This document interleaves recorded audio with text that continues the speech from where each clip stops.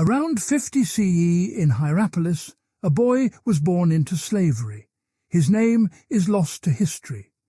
The word Epictetus means simply acquired, like property. This child would never own land, never command armies, never write a single word. Yet his ideas would outlive emperors and reshape how humans understand freedom itself. The paradox runs deeper than you think.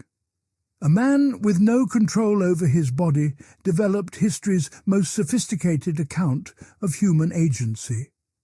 A slave created the philosophical foundation for what we now call cognitive behavioral therapy. Epictetus lived under Nero's secretary, studied philosophy with permission, earned freedom around age 33. Emperor Domitian later banished all philosophers from Rome in 93 CE. Epictetus moved to Nicopolis in Greece and established a school that attracted Rome's elite. He taught until roughly 135 CE. He never recorded his lectures. We know him only through notes his student Arrian compiled, creating 2 texts. The discourses capture classroom exchanges, 4 books of 8 surviving. The Enchiridion, or handbook, distills essentials into 53 brief chapters. These works influenced Marcus Aurelius, shaped early Christianity, vanished for centuries, then re-emerged to transform psychotherapy. Albert Ellis built rational emotive behavior therapy directly from Epictetus in the 1950s. What makes Epictetus essential now is not historical curiosity. His central insight cuts through every therapeutic system, every self-help industry claim, every promise of peace. He identified the precise mechanism by which humans create their own suffering. He mapped the cognitive architecture of freedom with surgical precision. And he did this without brain scans, without laboratories, through pure philosophical analysis of human experience. The questions he answered remain our questions. What parts of life lie within our power? How do we distinguish what we control from what we don't? Why do events themselves not determine our emotional responses? How can we train ourselves to maintain equanimity amid chaos? Modern neuroscience validates his framework while revealing its neural basis. Cognitive science maps his concepts onto prefrontal cortex function. Clinical psychology proves his methods work across cultures and disorders. This is not ancient wisdom repackaged. This is rigorous philosophy that anticipated modern psychology by 2,000 years. Every claim Epictetus makes rests on verifiable reasoning. Every technique he prescribes targets specific cognitive mechanisms. Understanding him requires understanding both his arguments and their empirical validation. Part 1. The Architecture of Volition. Epictetus centers everything on one Greek word that appears 168 times in surviving texts: prohairesis. No English translation captures it completely. Scholars render it variously as volition, moral character, will, choice, rational decision, or moral purpose. Each translation illuminates one facet while obscuring others. The word's etymology reveals its structure. Pro means before or in favour of. Hairesis means taking, grasping or selecting. Combined, prohairesis signifies choosing that happens before action, the capacity to evaluate and select among possibilities. But Epictetus expands this common Greek term into something unprecedented in ancient philosophy. He makes it the fundamental human faculty that separates us from animals and defines our moral nature. Prohairesis operates at the intersection of cognition and action. It contains two primary functions that work as one integrated capacity. First, assent, the ability to accept or reject impressions that arise in consciousness. Second, impulse, the ability to move toward or away from objects of desire and aversion. These aren't separate processes, but unified moments of rational choice. Think about what happens when someone insults you. The insult arrives as sensory data, words travelling as sound waves.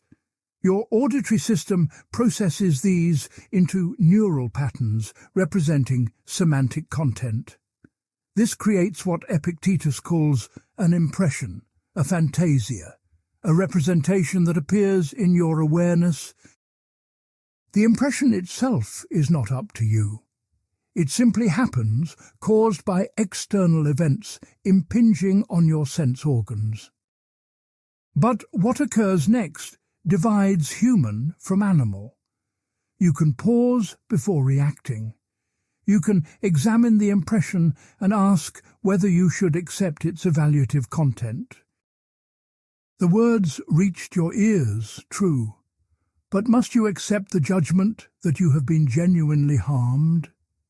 Must you assent to the belief that your worth depends on others' opinions? This moment of evaluation, this capacity to withhold or grant assent, is prohairesis in action. Epictetus distinguishes sharply between impression formation and assent to impressions. Your nervous system generates impressions automatically, constantly, outside voluntary control. A loud noise creates a startle impression. An attractive face generates an impression of beauty. These are passive processes, determined by your sensory apparatus and neural wiring. But prohairesis governs how you respond to what appears. It can examine impressions, test them against reason, accept or reject their implicit claims.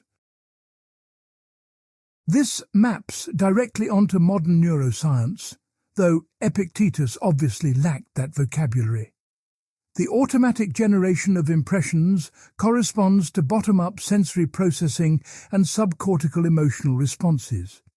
The amygdala detects potential threats and generates fear responses within milliseconds before conscious awareness. The ventral striatum responds to reward cues, creating attraction and craving. These processes are ancient, evolutionarily conserved, and operate without conscious deliberation. Prohairesis corresponds to prefrontal cortex function, specifically cognitive control mechanisms. The lateral prefrontal cortex enables us to maintain goals in working memory and use them to evaluate incoming information. The dorsal anterior cingulate cortex detects conflicts between automatic responses and our intentions. The ventromedial prefrontal cortex integrates value information and guides decision-making. Together, these regions create what neuroscientists call executive function, the ability to override automatic responses in service of chosen goals. Research on response inhibition demonstrates this beautifully. In stop-signal tasks, subjects must inhibit a prepared motor response when they receive a stop cue. Success requires detecting the cue, which activates the pre-supplementary motor area. This region signals the need for inhibition to the right inferior frontal gyrus. The inferior frontal gyrus then implements stopping by modulating subcortical motor pathways. Individual differences in stopping ability correlate with connectivity between these prefrontal regions. The locus coeruleus, a tiny brainstem structure containing norepinephrine neurons, plays a crucial regulatory role. These neurons project to prefrontal cortex and modulate its function. Stimulating locus coeruleus inputs to dorsomedial prefrontal cortex improves attentional focus. Stimulating inputs to ventrolateral orbitofrontal cortex reduces impulsive responses. Better locus coeruleus integrity in older adults correlates with stronger prefrontal connectivity and better inhibitory control. This neural architecture provides the biological basis for what Epictetus describes as prohairesis.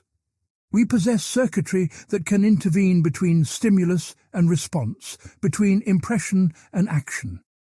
This circuitry requires noradrenergic arousal to function optimally. It degrades with age, brain injury, and certain disorders. But when healthy, it gives us genuine choice over our reactions. Epictetus makes an even stronger claim that modern neuroscience partially validates. He argues that prohairesis is by nature unimpeded, that nothing external can constrain it. You can chain his leg, but even Zeus cannot overcome his decision. This sounds like hyperbole until you grasp what he means. He distinguishes sharply between the capacity for choice and its outcomes. External forces can prevent you from achieving what you choose. A prison cell constrains your movement. Illness limits your physical capacities. Other people's choices affect what opportunities you have. But nothing external can force you to assent to false judgments or desire impossible things. The actual moment of choice, the act of judging an impression true or false, good or bad, occurs entirely within your prohairesis. Modern cognitive neuroscience confirms that evaluation and judgment are internal processes. No external stimulus directly determines what you believe or value. Stimuli can influence these processes by creating impressions and biasing attention. Marketing exploits these influences constantly. Social pressure shapes judgments through conformity mechanisms, but influence differs fundamentally from determination.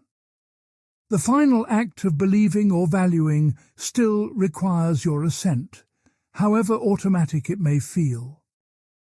This is why Epictetus can claim absolute freedom even in slavery. His master controlled his body, his location, his labor, but his master could not force him to believe slavery was good or that his master was admirable. External compulsion reaches its limit at the threshold of judgment. You can torture someone into saying they believe something. You cannot torture them into actually believing it. Belief requires assent, and assent remains internal to prohairesis. The clinical implications are profound. Most psychological suffering results from assenting to false judgments about what matters and where value resides. Depression involves believing that your worth depends on achievements or others' approval. Anxiety involves believing that unlikely future events deserve present distress. Anger involves believing that others' choices directly harm your well-being. These beliefs are not simply thoughts that occur to you. They are judgments you have assented to, often unconsciously and habitually. The depressed person hasn't merely noticed thoughts about worthlessness. They have assented to the claim that these thoughts are true. They treat the impression of worthlessness as an accurate representation of reality. Cognitive behavioral therapy directly targets this assent process. CBT teaches clients to notice automatic thoughts, which are impressions in Epictetus's framework. It then trains them to evaluate these thoughts rather than automatically accepting them. Is this thought based on evidence or assumption? Does it follow logically from the facts? Would I apply this standard to someone else? These questions create space between impression and assent, allowing prohairesis to function. Albert Ellis explicitly credited Epictetus as the philosophical foundation for rational emotive behavior therapy. He built his approach directly on the principle that people disturb themselves not by events, but by their beliefs about events. Aaron Beck, founder of cognitive therapy, similarly emphasized evaluating and modifying dysfunctional beliefs. Both recognized that Epictetus had identified the core mechanism 2 millennia earlier.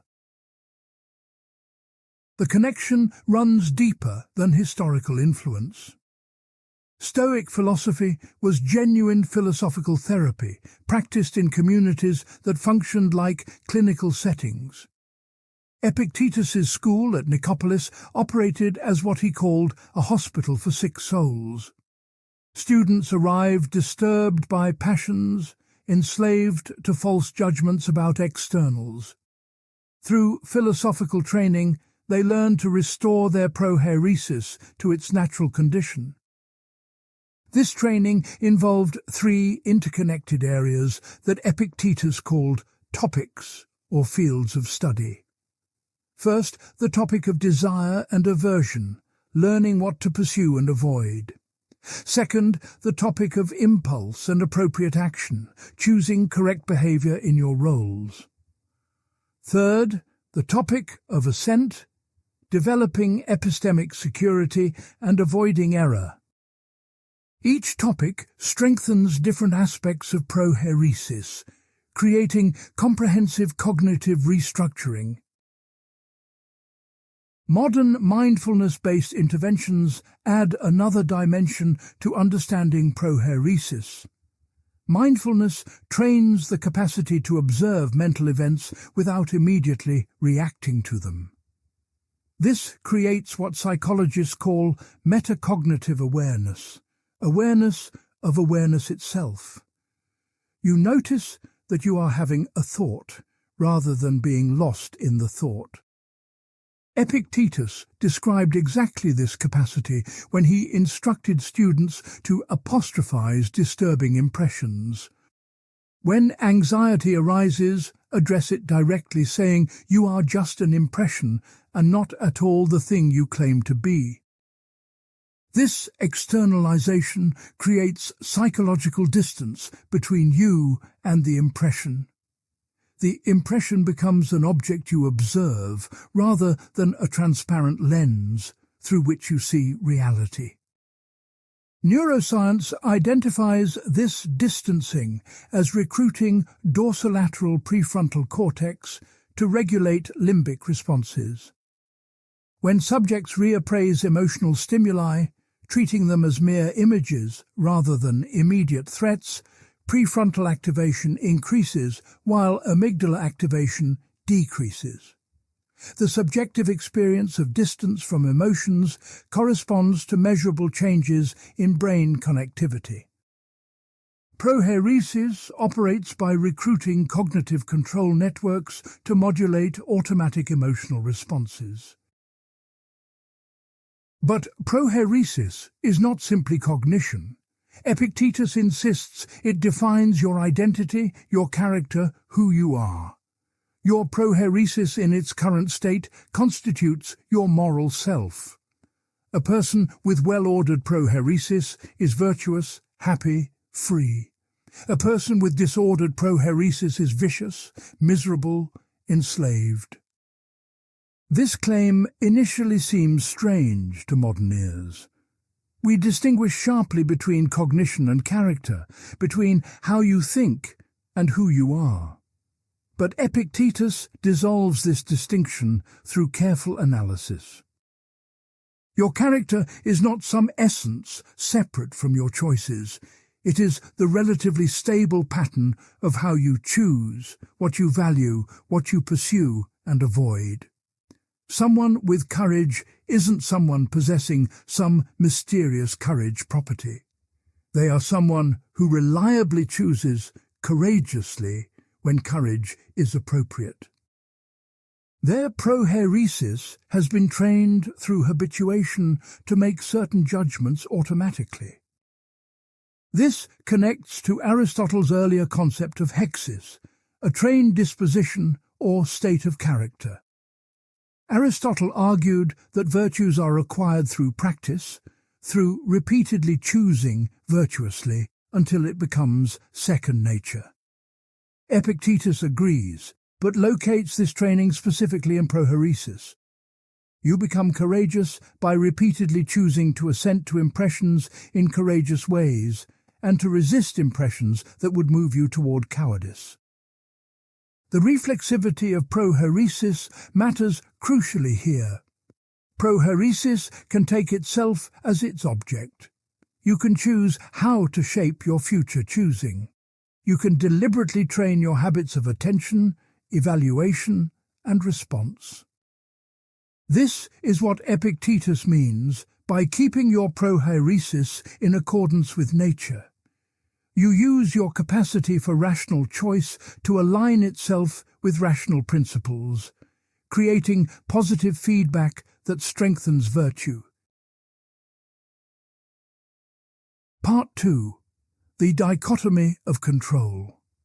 The opening sentence of the Enchiridion contains the most quoted, most misunderstood claim in Stoic philosophy. Some things are up to us, other things are not up to us.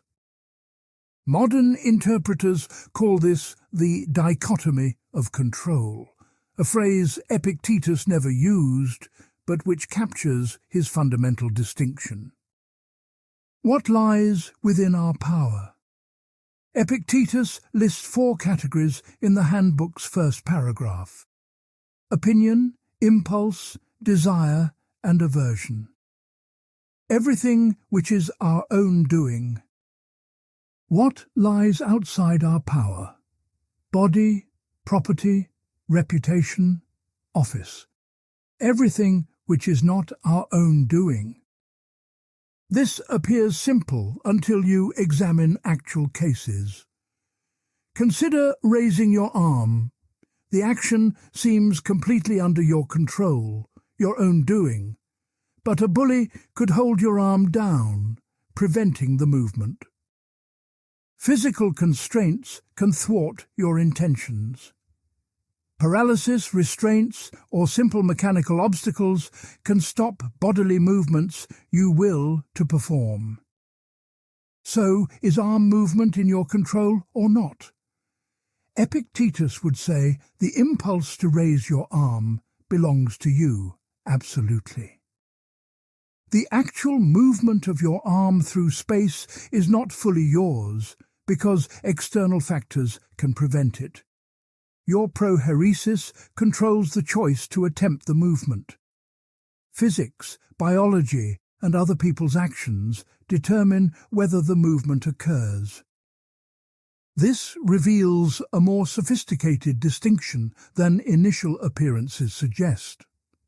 The dichotomy doesn't divide actions from non-actions or mental from physical.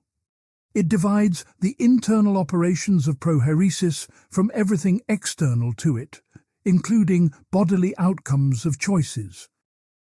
What prohairesis controls completely is its own activity, the movements of thought itself. You can choose what to believe about evidence presented to you. You can choose what to value among the options you perceive.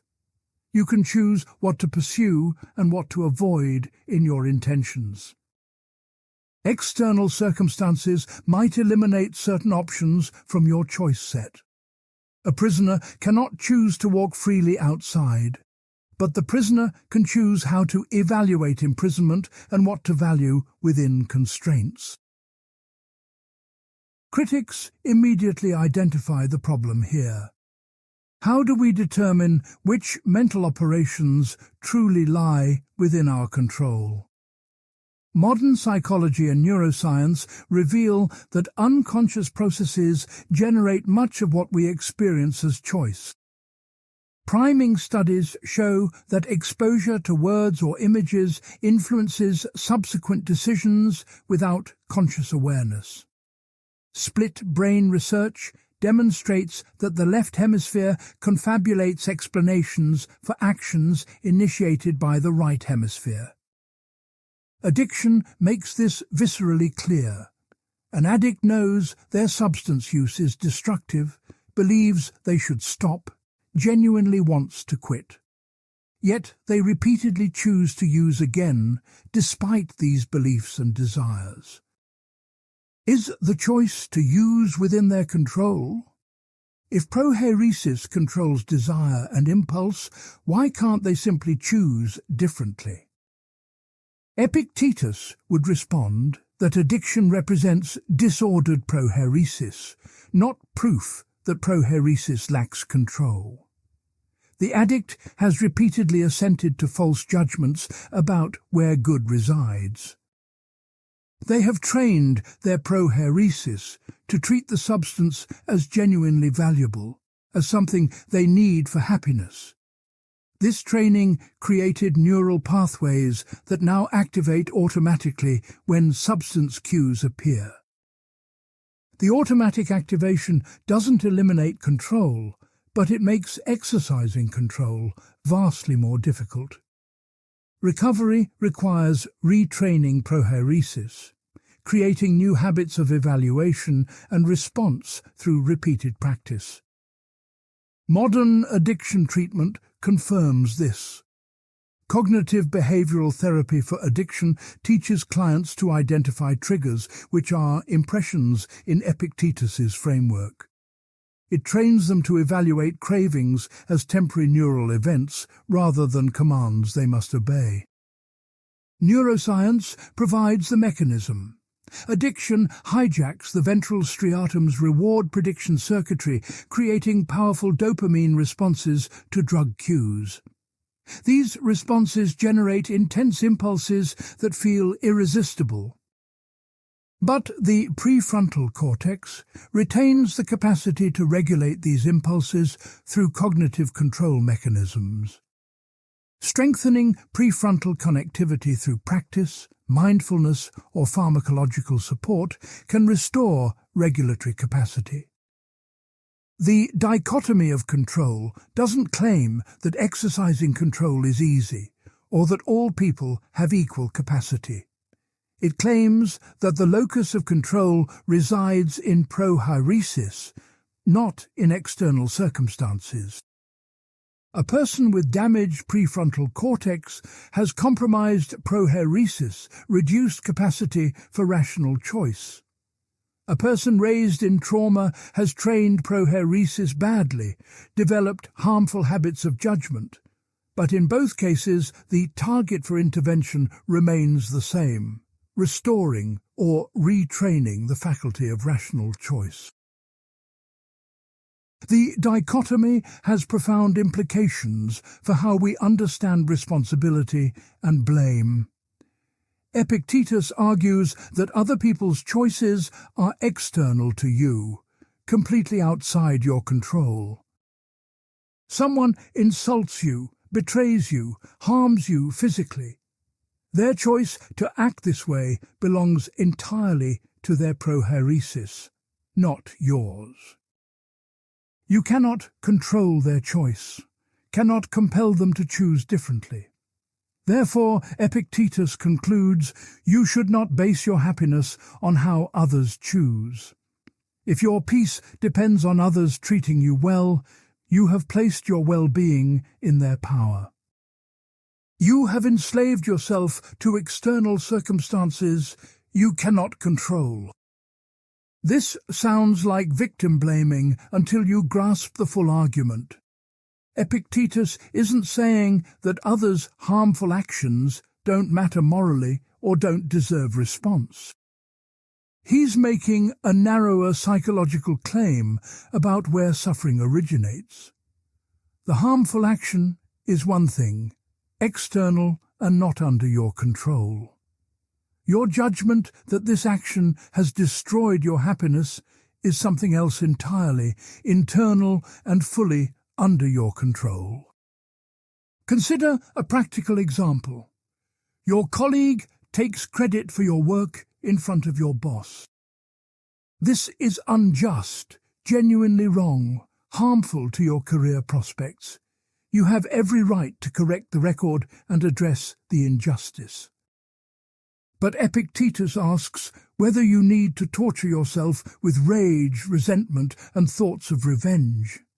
Does your inner peace require your colleague to acknowledge their wrong? Have you given them power over your emotional state? The dichotomy suggests a different approach. Recognize that your colleague's choice belongs to them and reflects their character, not yours. Your reputation with your boss is partly external, something you influence but don't fully control. Whether you maintain your integrity and respond justly is entirely within your power. Focus your energy where you have control. Accept what lies outside your control without emotional resistance. Modern research on locus of control validates this framework empirically. People with internal locus of control believe their actions significantly influence outcomes.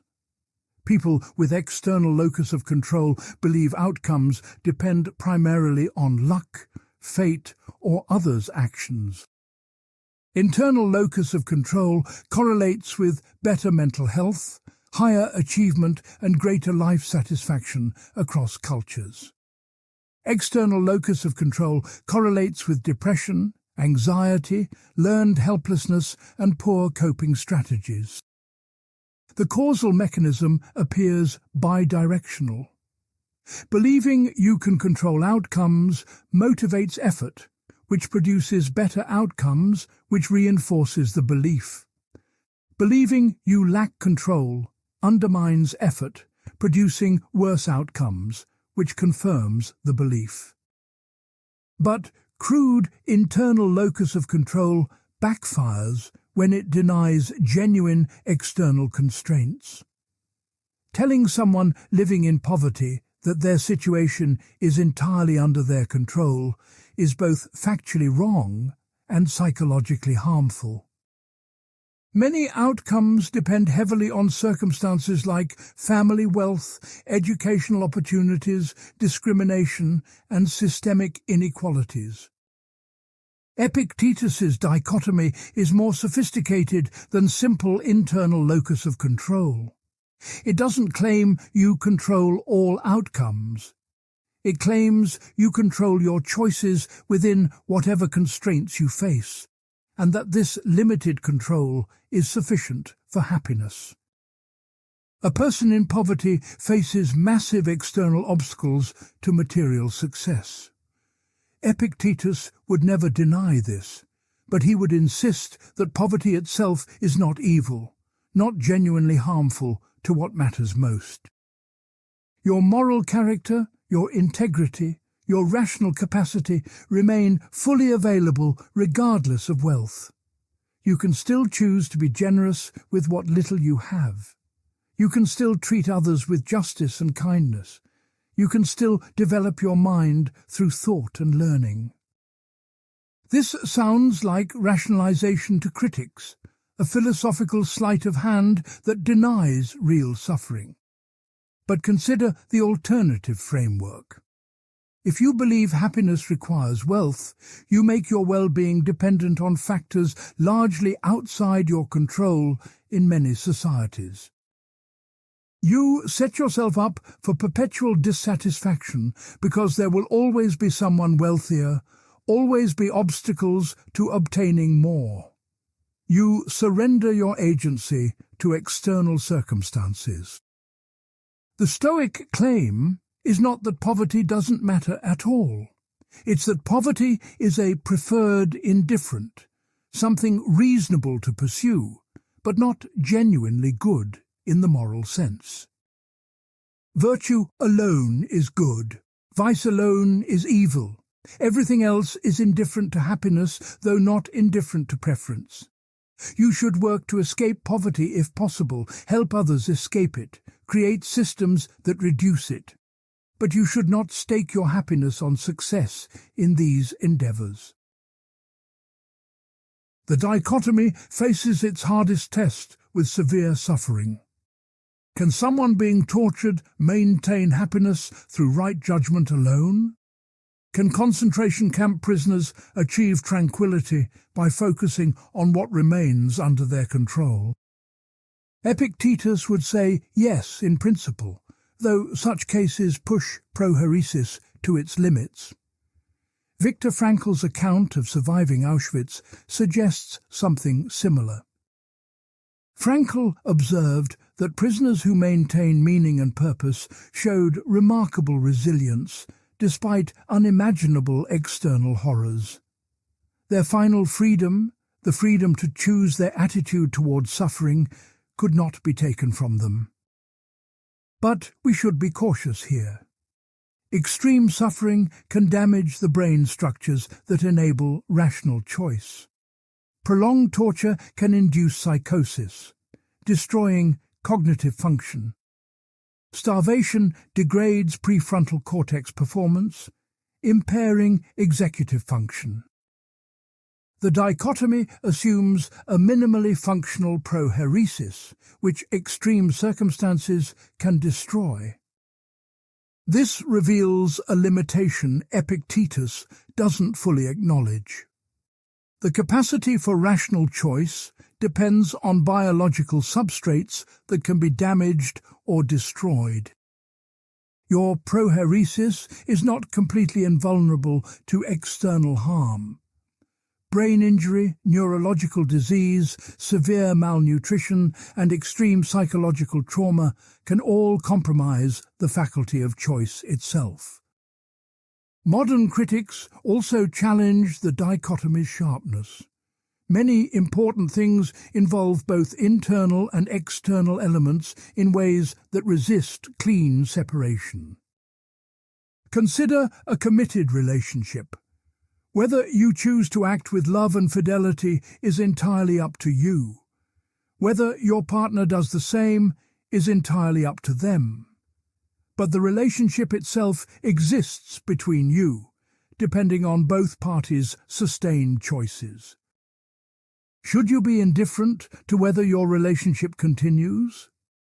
Epictetus would say you should value your own loving character, which is under your control. But you should recognize that the relationship's continuation depends partly on your partner's choices, which are external to you. Therefore, you should pursue the relationship rationally, but not stake your happiness on its success. If your partner chooses to leave despite your best efforts, you should accept this without devastation. Critics find this psychologically unrealistic and morally concerning. Can you really love someone while maintaining complete emotional independence from whether they reciprocate? Doesn't genuine love involve vulnerability, risking your happiness on another person? Epictetus would respond that what critics call love is often possessive attachment disguised as virtue. Real love wants the other's genuine good and respects their freedom to choose.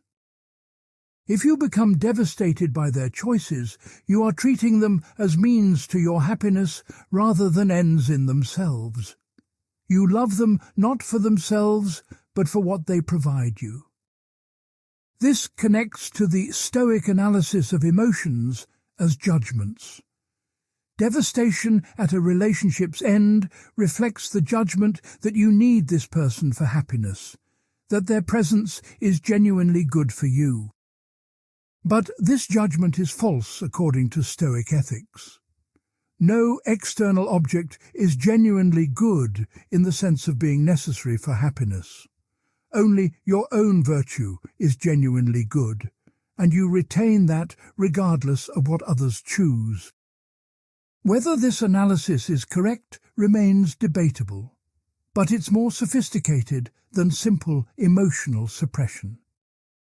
Epictetus argues for transforming emotions by transforming the judgments that generate them, not for eliminating feeling entirely. The wise person feels what Stoics call good emotions, rational affective responses like joy at virtue and caution toward vice. The dichotomy of control ultimately serves a practical purpose. It directs your attention and effort toward what you can actually influence. Worrying about uncontrollable outcomes wastes cognitive resources and generates unnecessary suffering. Focusing on controllable choices empowers you and increases your effectiveness. This aligns with modern stress research. Perceived control over stressors significantly reduces their psychological and physiological impact. Workers with more autonomy report less stress even when workload is high. Patients with more control over pain medication require lower doses for the same relief. The dichotomy provides a systematic method for determining what you can control. Ask whether the thing in question depends entirely on your prohairesis or involves external factors. If it involves external factors, recognize it as not fully yours and adjust your emotional investment accordingly. If it depends entirely on your prohairesis, take full responsibility and direct your effort there. Part 3. The use of impressions. Prohairesis operates through a specific practice. Epictetus calls the correct use of impressions krisis ton phantasian. This is not abstract theory, but practical technique, a learnable skill for managing mental life. Impressions arise constantly and automatically in consciousness. You see a face, and the impression beautiful appears. You smell food, and the impression delicious arises. Someone criticizes you, and the impression insulted emerges. These impressions are not choices, but events that happen to you, determined by sensory input and prior conditioning. Each impression carries implicit value judgments and action tendencies. The impression beautiful suggests pursuit, creating desire to obtain or maintain proximity to the beautiful object. The impression delicious generates appetite, an impulse to eat. The impression insulted triggers aversion, an impulse to retaliate or withdraw. Animals respond to impressions immediately and unreflectively. The dog smells food and approaches without deliberation. The deer senses danger and flees without evaluating whether the threat is real. Humans possess the capacity to pause between impression and response, examining whether the impression's implicit claims are true. The correct use of impressions requires 3 sequential operations. First, recognize that an impression has appeared. Second, withhold immediate assent while examining its content.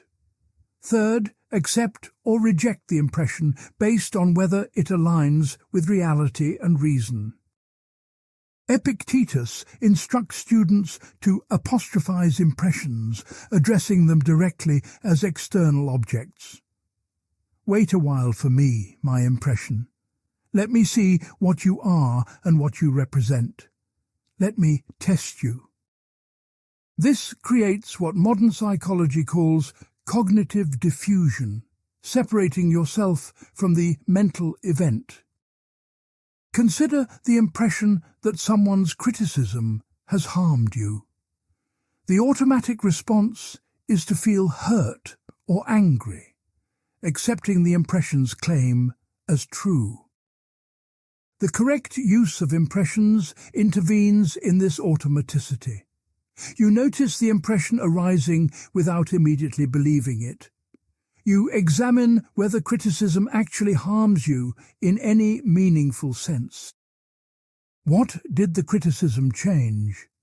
Your body remains intact, your capacities unchanged, your moral character unaffected by someone else's words. Perhaps your reputation suffered, but reputation is external, not fully under your control, not genuinely good or evil. The criticism revealed the critic's judgment, which belongs to them and reflects their character, not yours. Having examined the impression, you recognize it as false. The criticism did not actually harm you. You experienced an impression of harm, which you can now reject. This doesn't mean you ignore the criticism entirely. Perhaps it contains useful feedback you should consider, but you separate the information from the evaluative claim that you have been damaged. This practice directly parallels cognitive restructuring in cognitive behavioral therapy. CBT teaches clients to identify automatic thoughts, which are impressions in Stoic language. These automatic thoughts often contain cognitive distortions, systematic errors in processing information. Catastrophizing sees worst-case scenarios as inevitable. All-or-nothing thinking imposes false dichotomies. Personalization attributes external events to personal failings. The CBT client learns to notice automatic thoughts without accepting them as truth. They examine the evidence for and against the thought's claim. They consider alternative interpretations of the situation. They test whether the thought follows logically from the facts. This evaluation process mirrors Epictetus's examination of impressions, determining whether they merit assent. Neuroscience reveals the neural mechanism underlying this practice. Automatic impressions activate subcortical emotional circuits, particularly the amygdala, for threat-related content. This activation happens within 200 milliseconds of stimulus presentation, far faster than conscious deliberation. The initial emotional response therefore occurs before you can evaluate it. But the emotional response can be regulated through prefrontal mechanisms. When you notice an impression and examine it consciously, you activate lateral prefrontal cortex.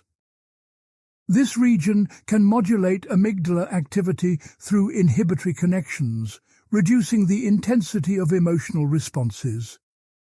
Studies using fMRI show that cognitive reappraisal, reinterpreting emotional stimuli in neutral terms, increases prefrontal activation while decreasing amygdala activation. The temporal dynamics matter critically here. The initial impression and emotional reaction occur before conscious intervention is possible. Epictetus recognizes this. He doesn't say you can prevent impressions from arising or stop initial emotional responses. He says you can intervene after the impression appears, but before you fully assent to it and act on it. This window for intervention is real but brief. Research on emotion regulation shows that reappraisal works best when applied early in the emotional response process. If you wait until an emotion has fully activated and behavioral responses have begun, cognitive control becomes much harder. The impression already has momentum, neural pathways already activated, attention already narrowed. Therefore, the correct use of impressions requires vigilance and practice. You must train yourself to notice impressions quickly before they gain full control of attention and behavior. This is cognitive habit formation, strengthening specific neural pathways through repetition. Each time you successfully pause and examine an impression, you reinforce the circuitry that enables cognitive control.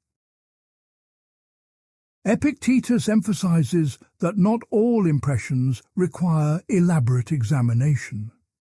Many impressions accurately represent reality and deserve immediate assent.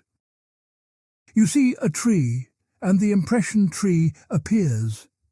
You can accept this immediately in most contexts because perception is generally reliable for obvious physical objects. The impressions requiring careful examination are those carrying strong emotional content or value judgments about good and evil. The impression that losing money is terrible demands scrutiny. The impression that being insulted is harmful warrants examination. The impression that pleasure is genuinely good needs testing against reason. These evaluative impressions often conflict with Stoic principles about where value truly resides. Common opinion treats wealth, health, reputation, and pleasure as genuinely good. Stoic philosophy argues that only virtue is genuinely good, only vice is genuinely evil. Everything else is indifferent, though some indifferents are preferred over others. The correct use of impressions, therefore, involves applying philosophical principles to evaluate content. When an impression claims that some external object is good or evil, you test it against the dichotomy of control. Is this object under my control? No, it's external. Then it cannot be genuinely good or evil, because my happiness cannot depend on what I don't control. This creates a systematic method for managing mental life. Every impression gets sorted into categories.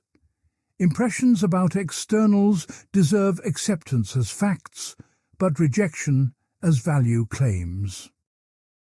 It's true that you lost money, but false that this loss is genuinely bad for you. It's true that someone insulted you, but false that the insult harmed you. Critics object that this systematically distorts reality. If you reject all negative evaluations of external events, haven't you just convinced yourself that nothing bad ever happens? Doesn't this make you indifferent to real suffering, both yours and others? If losing your health isn't bad, why work to maintain it? If others' suffering isn't bad, why help them? Epictetus anticipates this objection. He distinguishes between what is genuinely good in the absolute sense and what is preferred among indifferents. Health is not genuinely good, but it is naturally preferred, something you rationally pursue when possible. You should take care of your body, seek medical treatment when ill, maintain physical fitness. But you should recognize that health is not necessary for happiness, not genuinely good in the technical Stoic sense. The same applies to others' well-being. You should actively work to reduce suffering and promote human flourishing. This follows from your social nature and the roles you occupy. But you should not become emotionally devastated when your efforts fail, when people suffer despite your help. Their suffering is an external, something you influence but don't fully control. Your virtue in trying to help them is internal, fully under your control, and sufficient for your happiness. The practice of examining impressions extends to judgments about your own character. You fail at an important task, and the impression arises that you are worthless, incompetent, a failure. This impression demands immediate scrutiny. You failed at one task, true, Does this single failure define your entire character? Does it erase all your capabilities and past successes? The impression conflates a particular action with global self-worth. This is a cognitive distortion, overgeneralization in CBT terms. The correct use of impressions separates fact from interpretation. You failed at this specific task in these specific circumstances. What can you learn from this failure? How can you improve for next time? These questions focus on what you control going forward rather than global judgments about your worth. Depression characteristically involves accepting negative impressions about the self without examination. The depressed mind generates automatic thoughts like, "I'm worthless, nothing good will ever happen, it's all hopeless." These thoughts feel completely true, self-evident, not requiring verification. The depressed person assents to them immediately and builds their entire worldview on these false foundations. Cognitive therapy for depression is fundamentally training in the correct use of impressions. The therapist helps the client notice automatic thoughts, externalize them, examine them against evidence. Is there evidence supporting this thought? What evidence contradicts it? Would you apply this standard to a friend in similar circumstances? What would be a more balanced way to view the situation?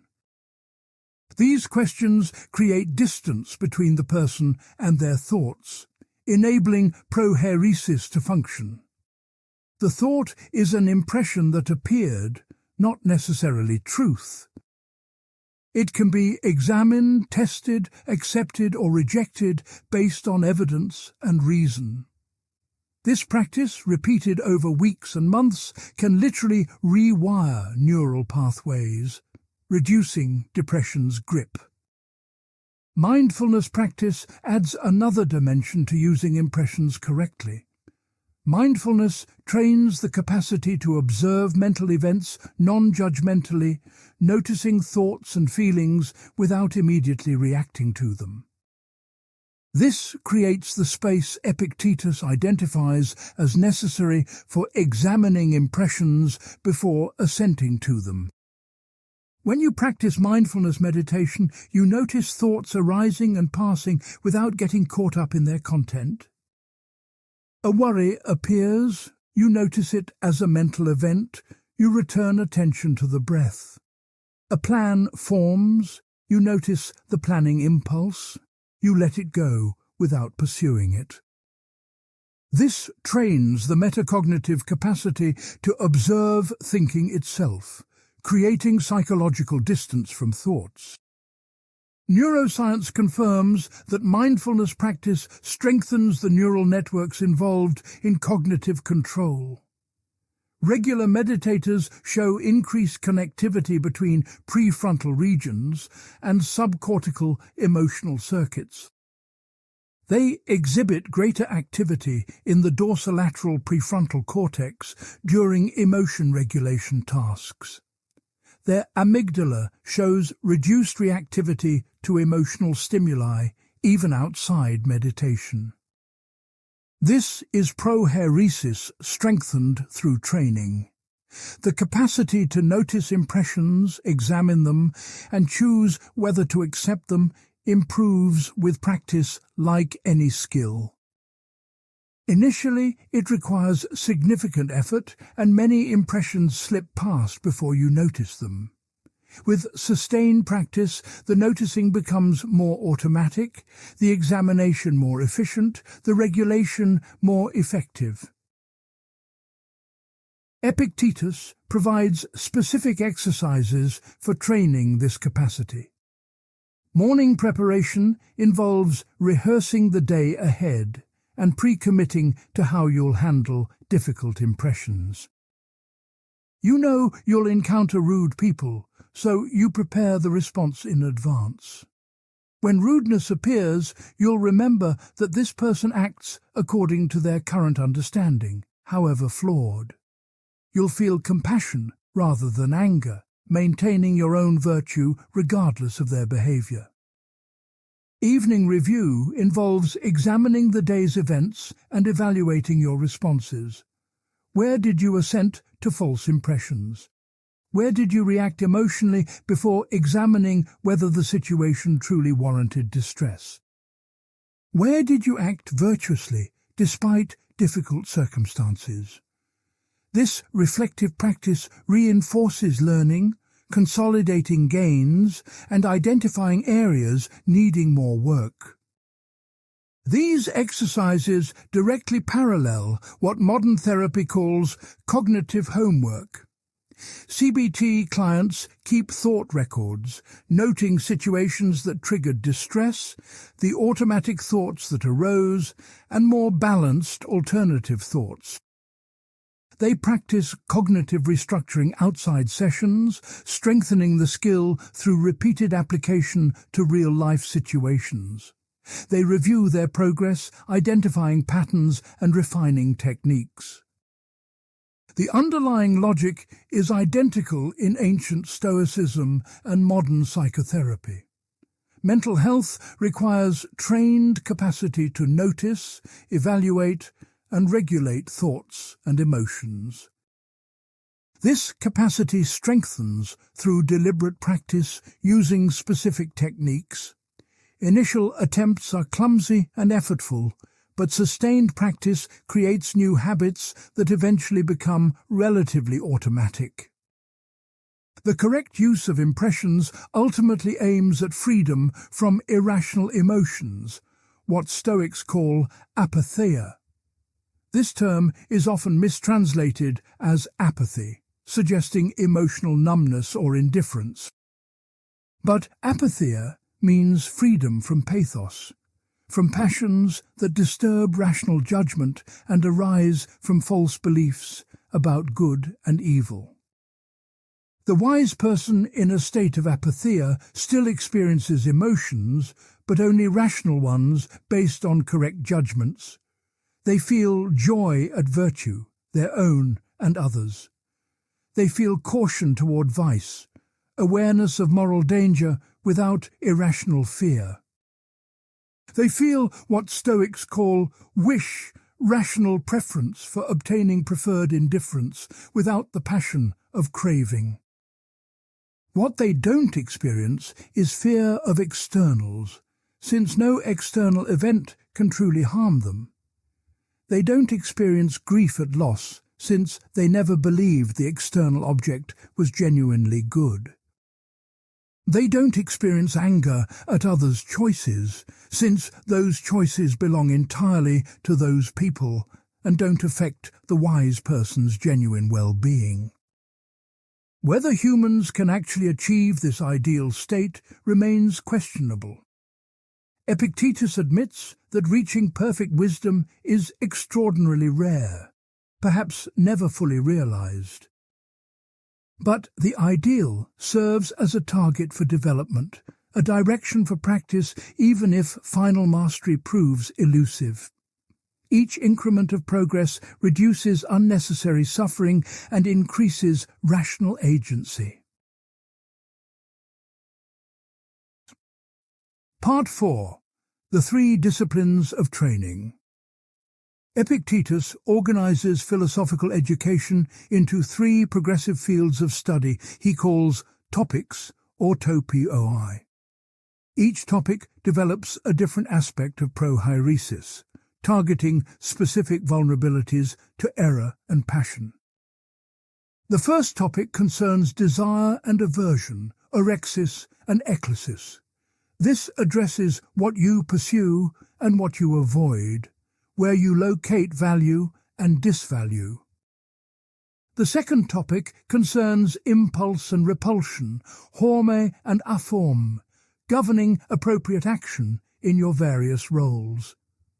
The third topic concerns assent and denial, sankatathesis and anasankatathesis, achieving certainty and avoiding error in judgment, These topics are not independent modules, but interconnected dimensions of unified training. Together, they constitute comprehensive philosophical therapy, reshaping how you think, feel, and act. The topic of desire and aversion targets the most fundamental source of human suffering. We desire things we don't control and feel devastated when we don't obtain them. We avoid things we don't control and feel distressed when we encounter them anyway. Ordinary people desire wealth, health, reputation, pleasure, and success. They avoid poverty, illness, disgrace, pain, and failure. But all these objects lie partly or wholly outside their control, depending on fortune, other people's choices, and natural processes. Therefore, their happiness becomes hostage to external circumstances that may or may not cooperate with their desires. The result is perpetual anxiety. You desire something you don't yet have, creating fear that you won't obtain it. You obtain it, creating fear that you'll lose it. You lose it, creating grief and renewed fear that you won't regain it. The cycle continues endlessly as long as desire targets externals. Epictetus prescribes radical reorientation. Desire only what is always under your control, namely your own virtue and correct use of prohairesis. Avoid only what is under your control, namely your own vice and misuse of prohairesis. Regarding everything else, maintain rational preference without passionate desire or aversion. This sounds emotionally barren until you grasp its logic. If you desire only virtue, you can always succeed because virtue depends entirely on your choices. No external obstacle can prevent you from choosing virtuously in whatever circumstances you face. If you avoid only vice, you can always succeed, because vice also depends entirely on your choices. No external force can compel you to choose viciously against your will. Your happiness, therefore, becomes unconditionally secure, independent of fortune's fluctuations. You might prefer wealth but not desire it as genuinely good. Losing wealth becomes a preferred indifferent lost rather than a genuine good lost. The emotional impact differs dramatically. Disappointment rather than devastation, mild regret rather than existential crisis. Modern psychology confirms that desires create suffering through mechanisms Epictetus identified. When you desire an outcome intensely, you create emotional investment in something uncertain. The uncertainty generates anxiety, the investment magnifies disappointment, and the combination can trigger depression when desire is thwarted. The hedonic treadmill ensures that obtaining desired objects provides only temporary satisfaction before desire resets to new targets. Research on materialism demonstrates this vividly. People who strongly desire wealth and possessions report lower life satisfaction and higher rates of anxiety and depression. This holds even for wealthy individuals who have obtained what they desire. The problem isn't lack of resources, but the orientation of desire toward externals that never fully satisfy. Conversely, people who orient their goals toward internal growth, meaningful relationships, and contribution to others report higher well-being. These goals depend more heavily on their own choices and less on external circumstances. Success becomes more controllable, failure less devastating, and the process itself more rewarding than merely obtaining a target. The first topic's training involves systematically examining each desire and aversion. What exactly do I desire here? Is it truly under my control, or does it depend partly on externals? If it depends on externals, can I reframe my desire to target only the internal component? Instead of desiring success in business, can I desire to work skillfully and ethically, accepting whatever outcomes follow? This reframing doesn't eliminate engagement with the world. You still work hard, make plans, pursue objectives. But you locate value in your effort and integrity, rather than in the outcome itself. Success becomes a preferred outcome you pursue rationally, not a good you desperately need. The second topic addresses appropriate action, duties emerging from your various roles and relationships. You occupy multiple roles simultaneously: human being, citizen, child, parent, friend, professional. Each role generates specific duties, and roles sometimes conflict in their demands.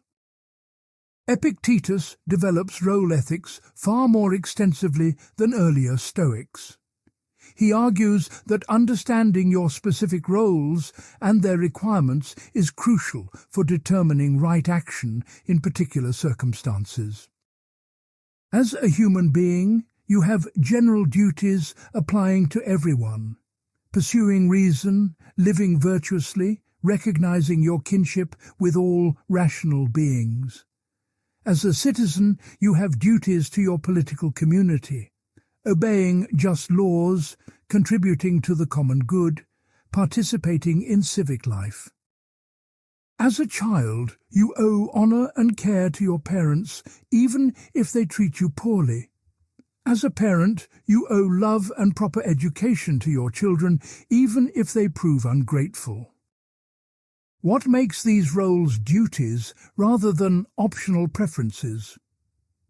Epictetus grounds role duties in human nature as a social animal designed by Zeus to live in communities. Your flourishing inherently involves other people, and roles articulate the structure of human social relationships. Fulfilling your roles well expresses your nature, constitutes living according to nature as a human being.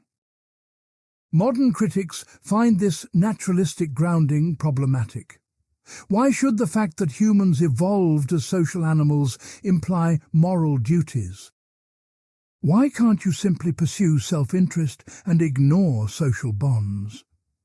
Epictetus would respond that pure self-interest is psychologically impossible and conceptually incoherent for social beings. Your identity is partly constituted by your relationships. You understand yourself as someone's child, someone's friend, a member of particular communities. These relationships shape your goals, your conception of the good, your sense of meaning. Trying to strip them away and pursue pure self-interest would destroy the self doing the pursuing. Contemporary virtue ethics, particularly care ethics, makes similar arguments. We are fundamentally relational beings whose identity emerges through connections with others.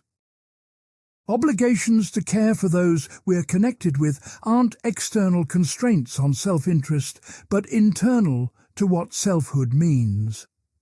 A mother who views feeding her hungry child as a sacrifice to self-interest has fundamentally misunderstood what being a mother involves. The second topic trains you to identify which roles apply in each situation and what they demand. Role conflicts create ethical dilemmas, requiring practical wisdom to navigate. Your duty as a friend might conflict with your duty as a citizen when a friend breaks the law. Your duty as a parent might conflict with your duty as a professional when work demands interfere with family time. Epictetus doesn't provide algorithmic solutions to these conflicts. He emphasizes that philosophical training develops your capacity for practical judgment, your ability to weigh competing considerations wisely. The goal is not to memorize rules, but to become the kind of person who habitually chooses well when roles conflict. This training involves case studies, examining examples from history, literature, and student experiences. What would Socrates have done in this situation? What did this historical figure do, and was it right or wrong? How should you respond when your employer demands dishonest practices? When your parent needs care, but you have career ambitions? The method mirrors modern professional ethics training and clinical case conferences. You develop ethical sensitivity by working through concrete cases that force you to articulate principles and consider their application. Initially, you rely on explicit reasoning, consciously weighing considerations and testing proposals.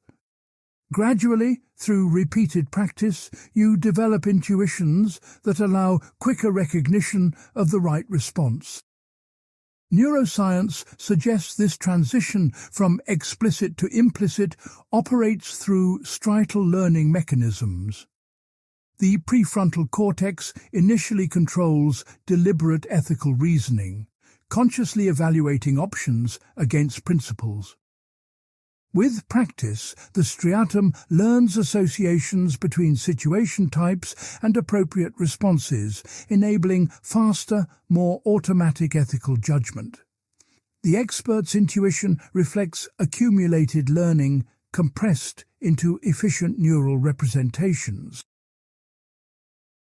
The third topic addresses assent, the epistemic dimension of prohairesis.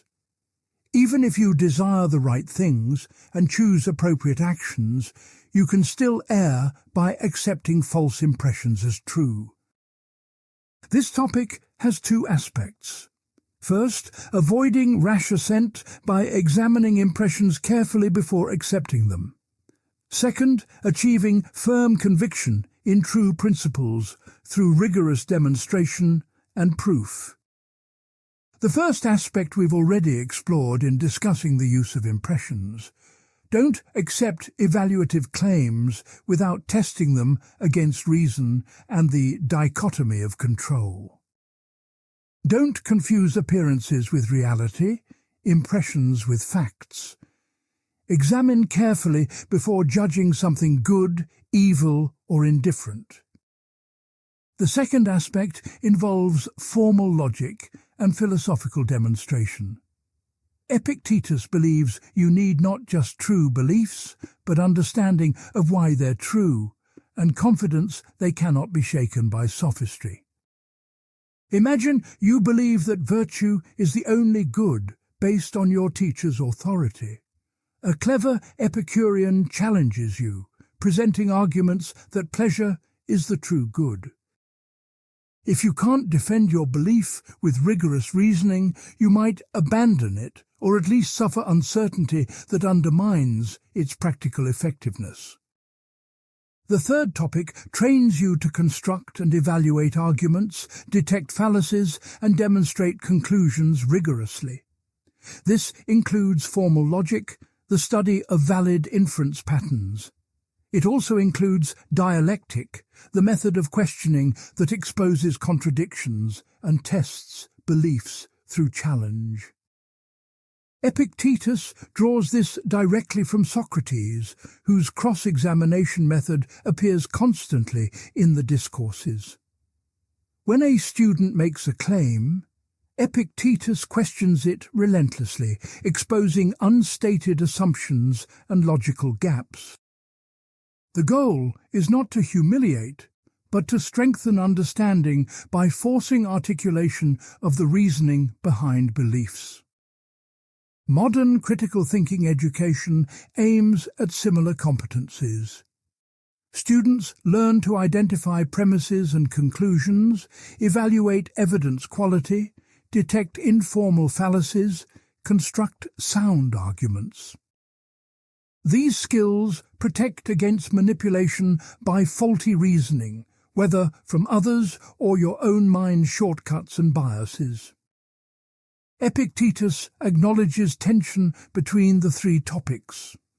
Someone might achieve perfect logical skill, able to detect every fallacy and construct flawless demonstrations while remaining vicious in character. Conversely, someone might live virtuously, fulfilling all their duties while holding their beliefs on weak grounds, vulnerable to sophistic attack. He insists that all three topics are necessary for complete philosophical development. The first topic establishes what to value, orienting desire correctly. The second topic determines how to act, fulfilling your roles virtuously. The third topic secures your beliefs, making your virtue stable and unshakable. But he also maintains that the topics have different priority for students at different stages. Beginners should focus primarily on the first topic, reorienting desire away from externals. Until you've made progress there, the other topics cannot gain traction. You'll use logical skills to rationalize vice and perform duties reluctantly rather than joyfully. Once you've achieved some reorientation of desire, you can progress to the second topic, learning to act appropriately from better motivations. Only advanced students, those who have made substantial progress in desire and action, benefit fully from intensive logical training. For them, the third topic completes development by securing epistemic certainty in principles they already live by.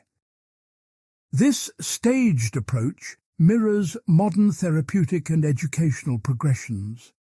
You can't teach someone complex problem-solving before they've mastered basic skills. You can't successfully implement advanced cognitive techniques if someone's in acute crisis from disordered motivations. Sequencing matters tremendously for effective learning and therapeutic change. Critics question whether Epictetus's own practice matched his theory of the three topics. The surviving discourses focus overwhelmingly on desire and action, with relatively little formal logical instruction.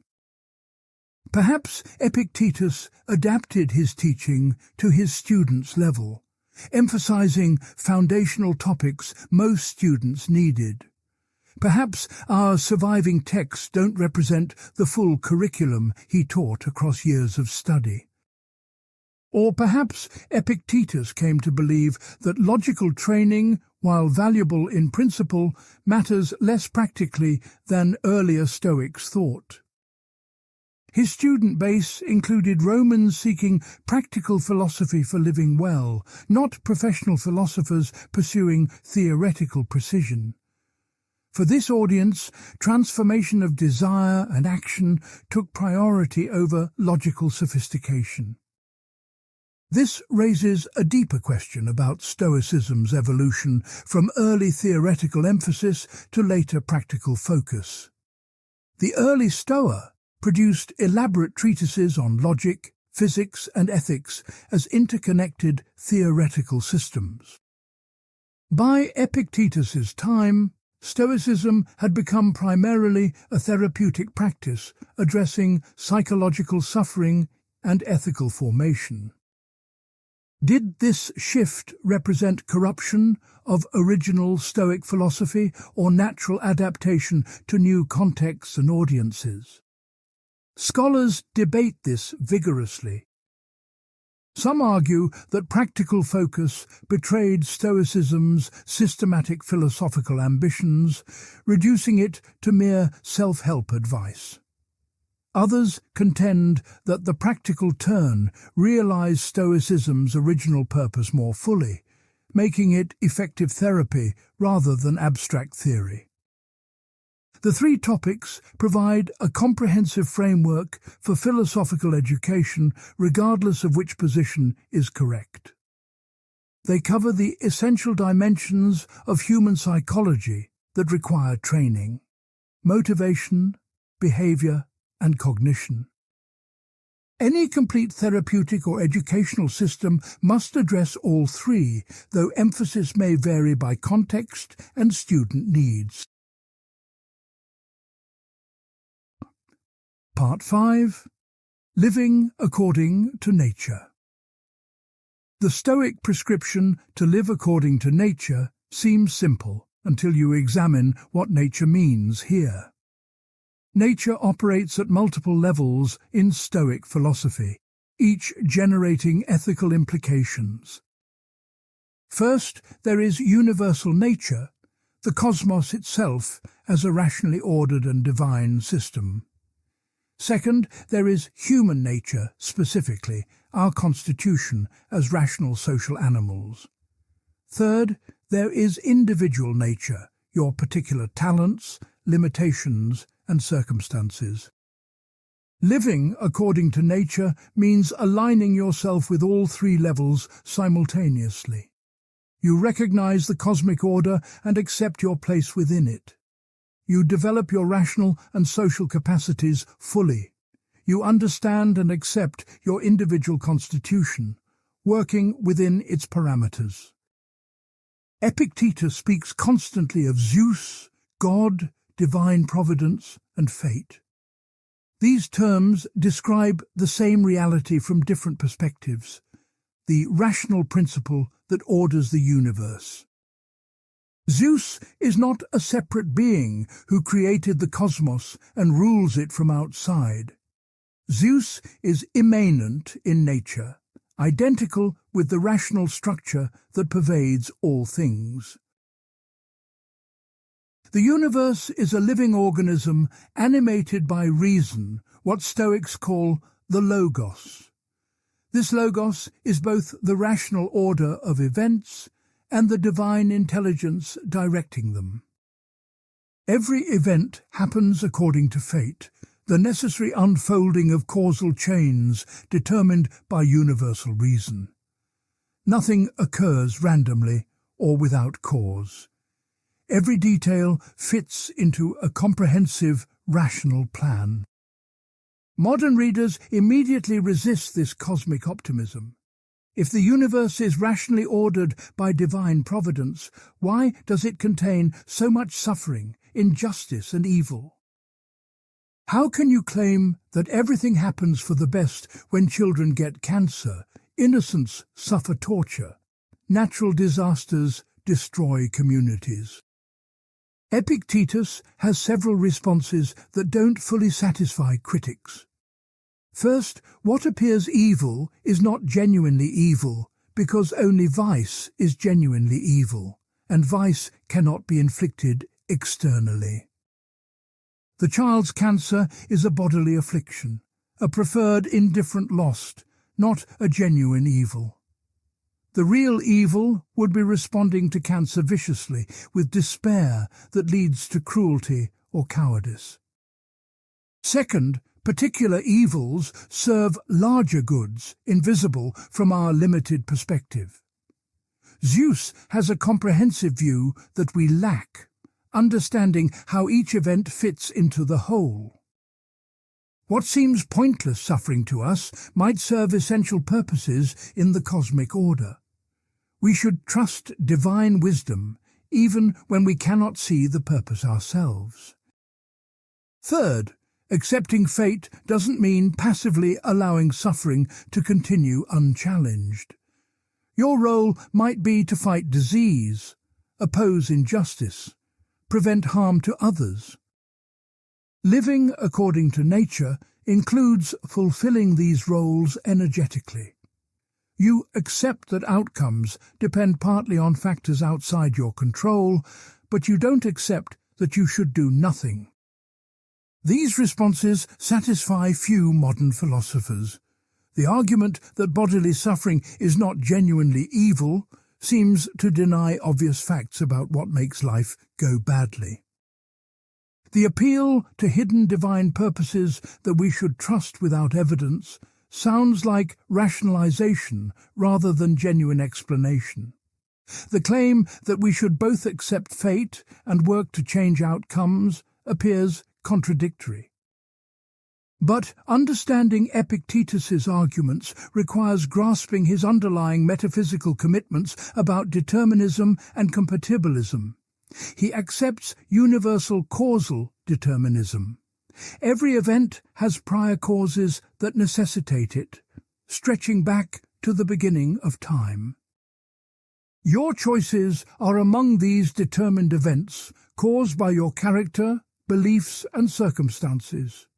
Given who you are and what you believe, you could not choose otherwise than you do.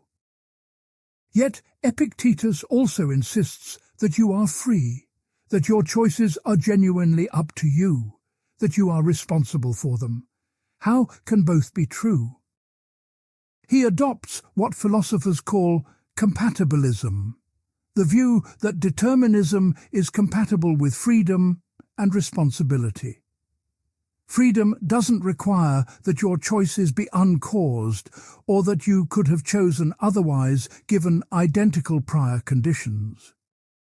Freedom requires that your choices flow from your own rational nature rather than being compelled by external forces. When you choose based on your beliefs and desires, your choice is free, even if those beliefs and desires were themselves determined by prior causes. When external force compels you to act against your beliefs and desires, your action is not free. A prisoner who chooses to maintain integrity while imprisoned is free in the relevant sense. A person whose arm is physically forced to sign a document against their will is not free. Modern compatibilists make similar arguments using different terminology. Daniel Dennett argues that freedom is the capacity to choose based on reasons, to have your behavior guided by rational considerations. This capacity doesn't require exemption from causality. It requires the right kind of causal process, one that involves evaluation of reasons rather than simple stimulus-response mechanisms. Neuroscience reveals the physical basis for this capacity.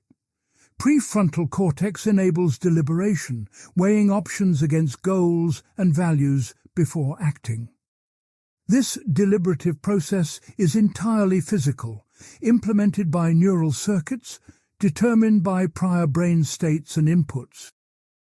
But it's also the process that makes rational agency possible, that gives us meaningful control over our actions. The debate between compatibilism and libertarian free will remains unresolved in philosophy. Libertarians argue that genuine freedom requires indeterminism, that your choices must not be fully determined by prior causes. They find compatibilist freedom too weak, more like sophisticated deterministic mechanism than real agency. Compatibilists respond that libertarian freedom is incoherent, requiring uncaused choices that would be random rather than free. Epictetus's position is clearly compatibilist, though he never engages the debate in these terms. He needs compatibilism to maintain both Stoic physics, which posits universal determinism, and Stoic ethics, which requires genuine responsibility for choices. Living according to universal nature means accepting fate joyfully, recognizing that everything happens according to Zeus's rational plan. When events go contrary to your preferences, you remember that Zeus has arranged them for some good purpose, even if you cannot discern it. You accept without resistance, maintaining equanimity regardless of circumstances. Critics find this attitude morally problematic. Shouldn't you resist injustice rather than accepting it as part of Zeus's plan? Shouldn't you fight against suffering rather than maintaining equanimity toward it? Epictetus distinguishes between accepting that an event has occurred and ceasing to work against similar events in the future. Once the event has happened, resistance is irrational because you cannot change the past. Emotional turmoil about what has already occurred serves no purpose beyond disturbing your peace. But working to prevent similar events in the future is entirely rational and often required by your roles. A Stoic who experiences injustice accepts that this particular injustice has occurred, maintaining equanimity about a past they cannot change. But the same Stoic works vigorously to prevent future injustice, fulfilling their role as a citizen and human being. Acceptance applies to what has already happened, not to what you should pursue going forward. Living according to human nature means developing your distinctive human capacities, particularly reason and sociability. Humans are rational animals, possessing logos, the divine spark that connects us to Zeus.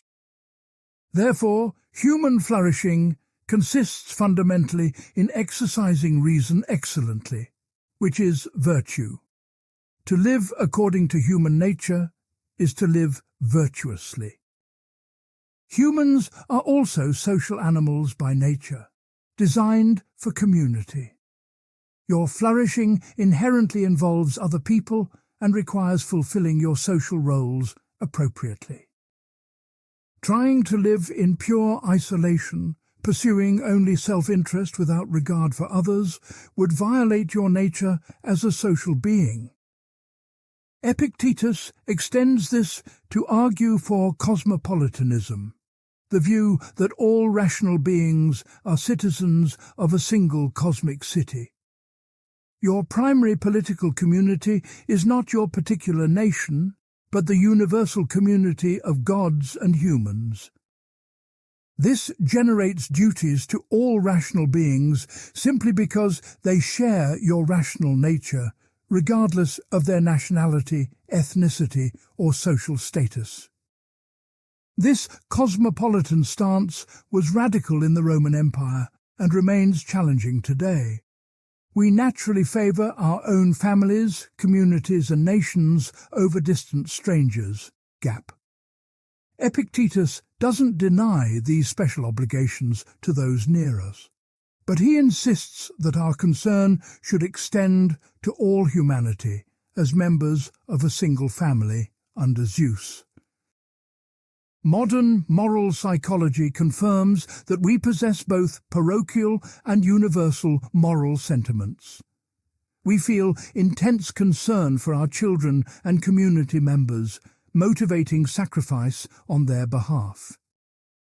We also feel some concern for distant strangers, supporting humanitarian aid and feeling distress at reports of distant suffering. The challenge is strengthening universal concern enough to motivate appropriate action without weakening special obligations. Effective altruism attempts this by combining rational calculation of how to do the most good with emotionally engaging examples of individuals helped. But the tension between partiality and impartiality in ethics remains unresolved, theoretically and practically. Living according to individual nature means accepting your particular constitution and circumstances.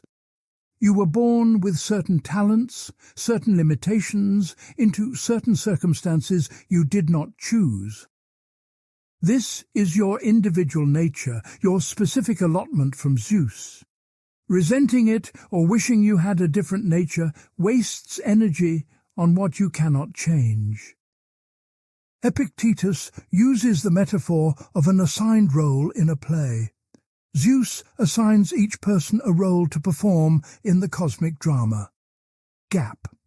Your job is to perform your assigned role excellently, not to wish you had a different role. The actor playing a beggar performs that role well or badly.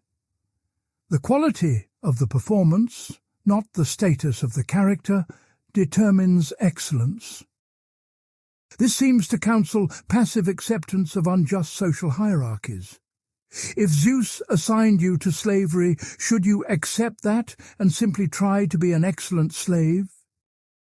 Epictetus himself was enslaved, yet later freed, so clearly he didn't think slaves should never pursue freedom. But the emphasis on accepting your assigned role has conservative implications that trouble modern readers. The charitable interpretation is that Epictetus distinguishes between your internal response to circumstances and your external efforts to change them. You should not base your happiness on changing circumstances you might never escape. This would make you psychologically dependent on outcomes outside your control. But you can rationally work toward changing unjust circumstances while maintaining equanimity about current conditions. The less charitable interpretation is that Epictetus genuinely believed social hierarchies reflect divine assignment and should be accepted as just.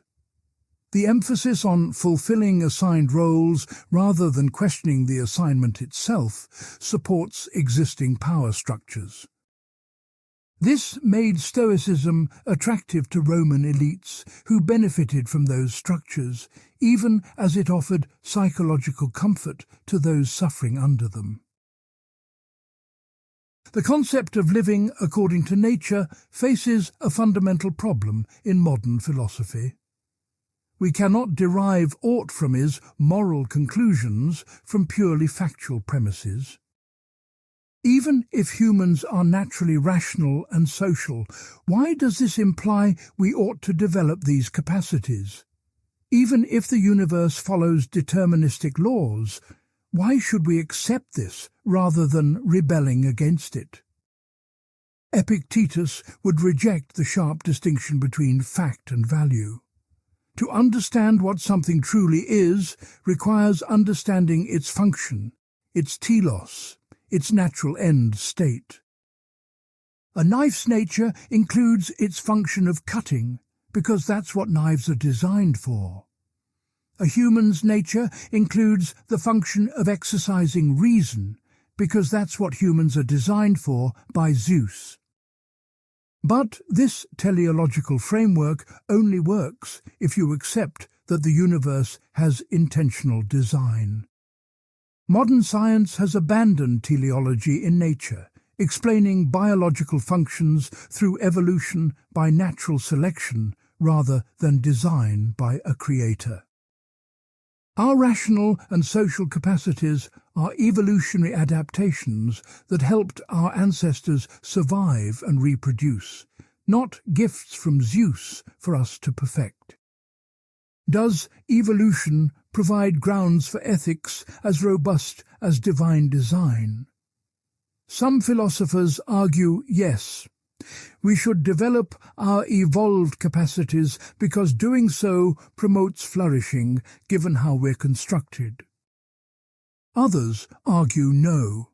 Evolution optimized us for reproductive success in ancestral environments, not for flourishing in modern contexts or for moral goodness.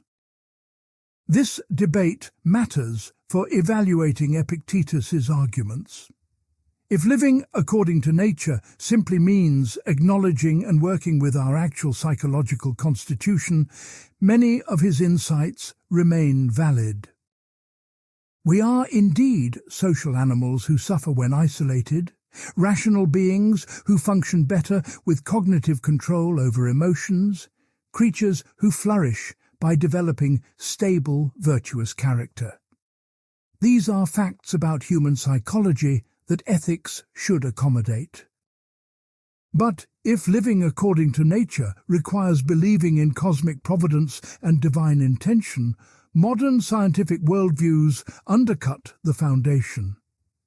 We can keep Epictetus's practical techniques while abandoning his metaphysics, as cognitive behavioral therapy does. But we lose the comprehensive philosophical framework that unified his physics, logic, and ethics into a single coherent system. Part 6. Role, Ethics, and Social Bonds.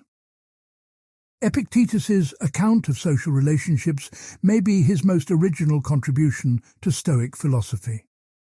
Earlier, Stoics developed extensive theories of appropriate action and social duties, but Epictetus makes role the central organizing concept of his practical ethics. You are never simply a human being in abstract. You are always someone's child, possibly someone's parent, friend, citizen, professional. These roles are not external to your identity, but constitute it. Who you are is largely determined by what roles you occupy and how you fulfill them. Each role generates specific duties that apply when you occupy it. As a child, you owe respect and care to your parents, regardless of whether they deserve it by their behavior. As a parent, you owe love and proper education to your children, regardless of whether they prove grateful. As a friend, you owe loyalty and truth-telling even when lies would be more convenient. The duties are not conditional on reciprocity. You perform them because of who you are, your role identity, not because of what you'll receive in return. This distinguishes Stoic ethics sharply from contractarian approaches that ground duties in mutual advantage. Your obligations to your parents don't disappear if they mistreat you because the duty flows from your role as child, not from an implicit contract they might have violated. Modern critics find this problematic in cases of severe abuse. Does an adult child really owe care to a parent who abused them in childhood? Gap. Doesn't the emphasis on role duties enable ongoing abuse by denying victims the right to withdraw from harmful relationships?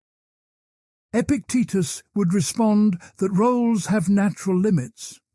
Your duty as a child is to respect your parent as a human being and rational agent, to wish them well and help them when appropriate.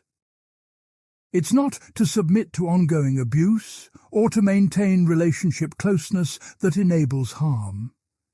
You can fulfill your basic duty as a child while setting necessary boundaries for your protection.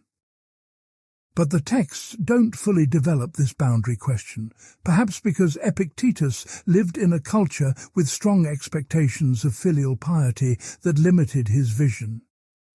Modern applications of Stoic role ethics need to articulate more clearly when role duties permit or require ending relationships.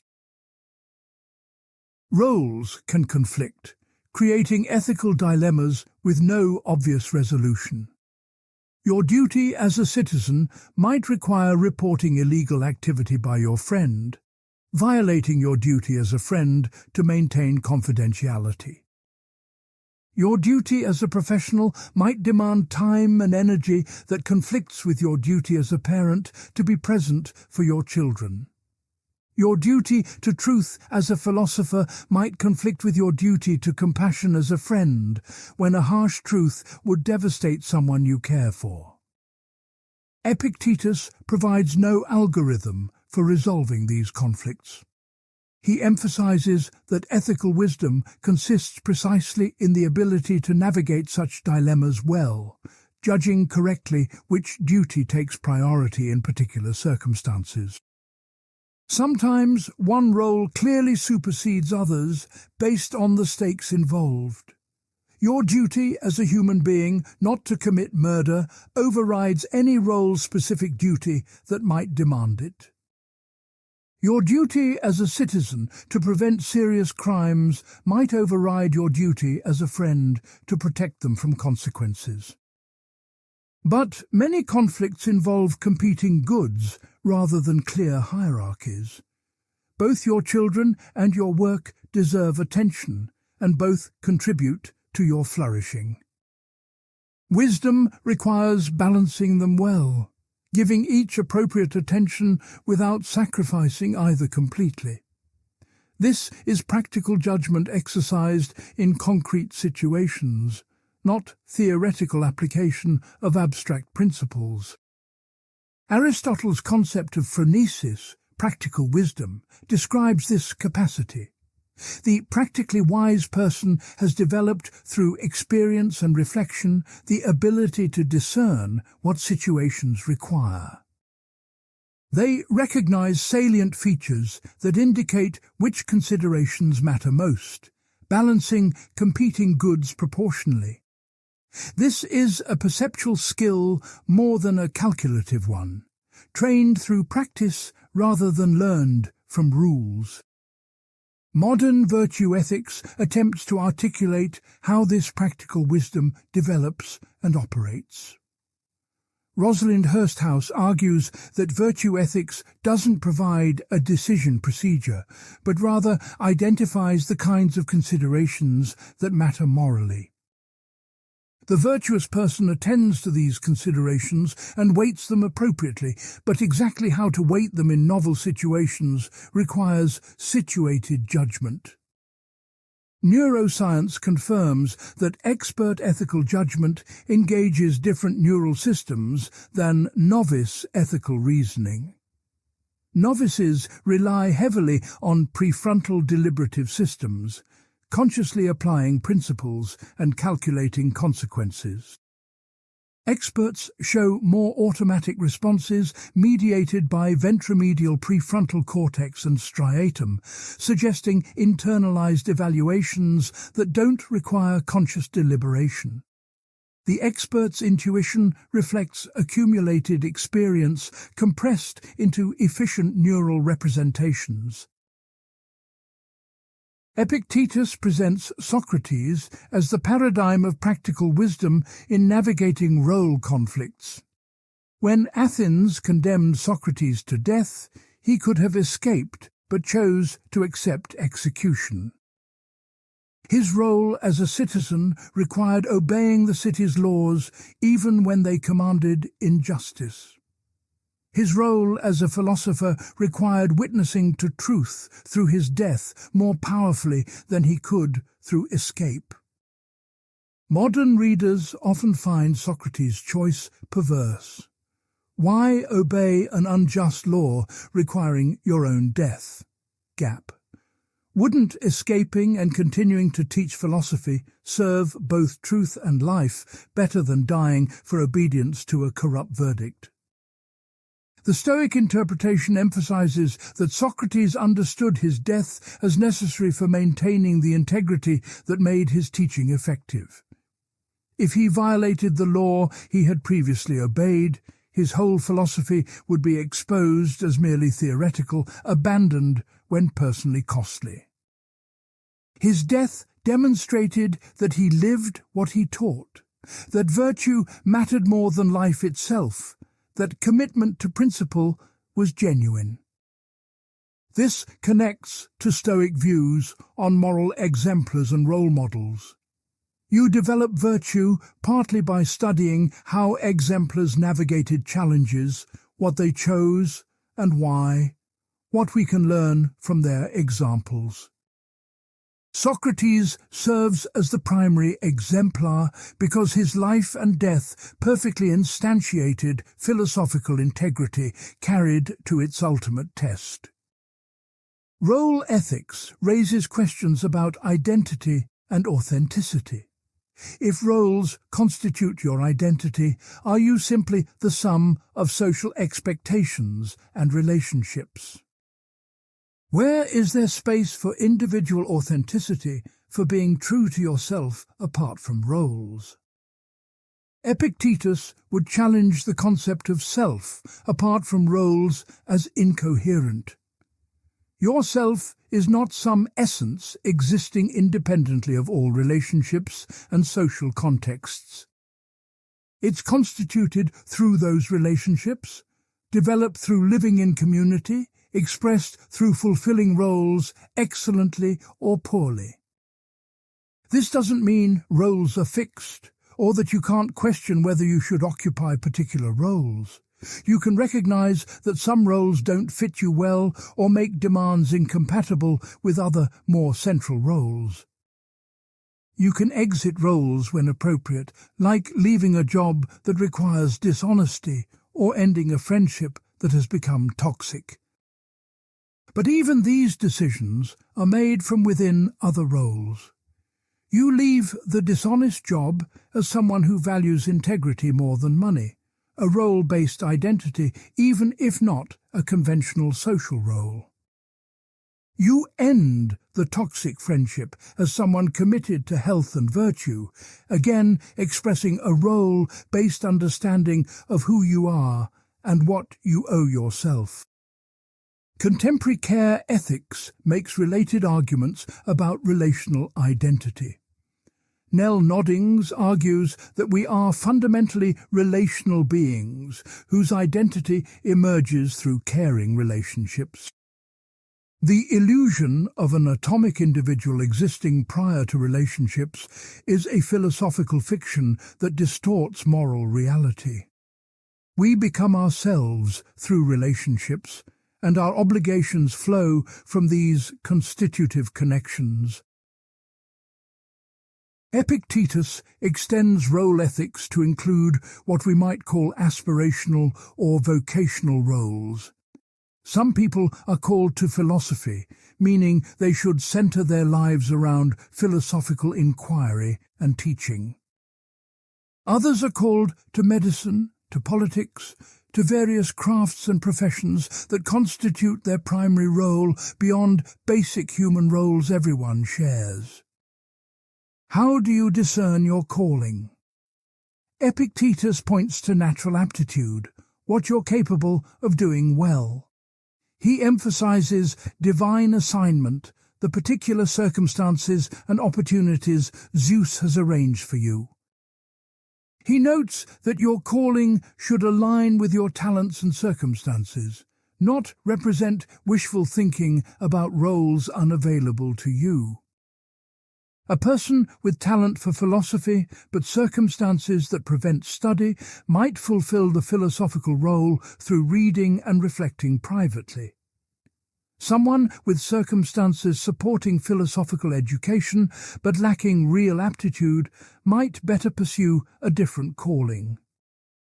This resonates with modern concepts of vocation and career fit. Research on job satisfaction shows that matching your work to your strengths and values produces better outcomes than pursuing conventionally prestigious careers unsuited to your abilities. People flourish when their roles allow them to develop and express their capabilities in service of meaningful goals. But Epictetus's framework remains limited by his historical context in potentially troubling ways. He accepts slavery as a natural institution, never questioning whether this role should exist. He accepts strict gender hierarchies, never imagining women in roles beyond household management and child-rearing.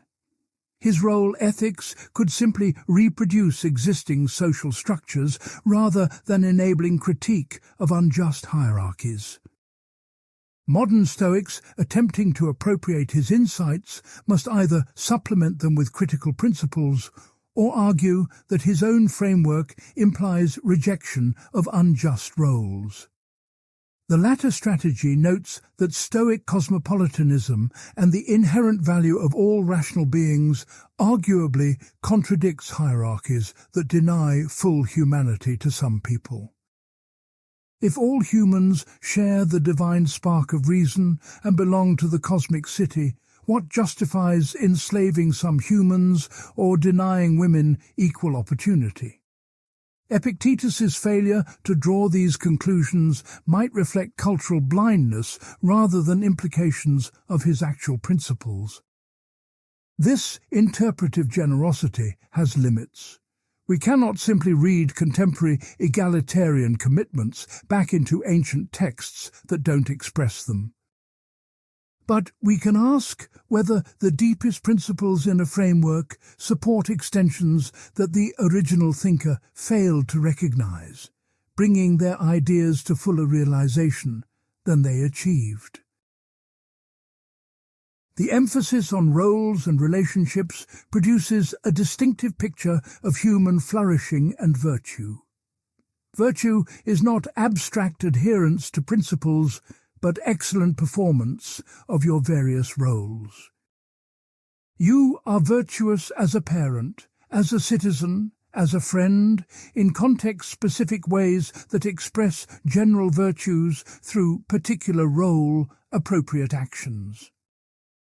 This grounds ethics in actual human life rather than idealized abstractions.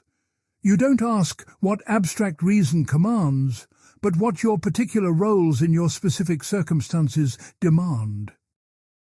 This makes ethics more concrete, but also more complex, resistant to simple, universalizable rules.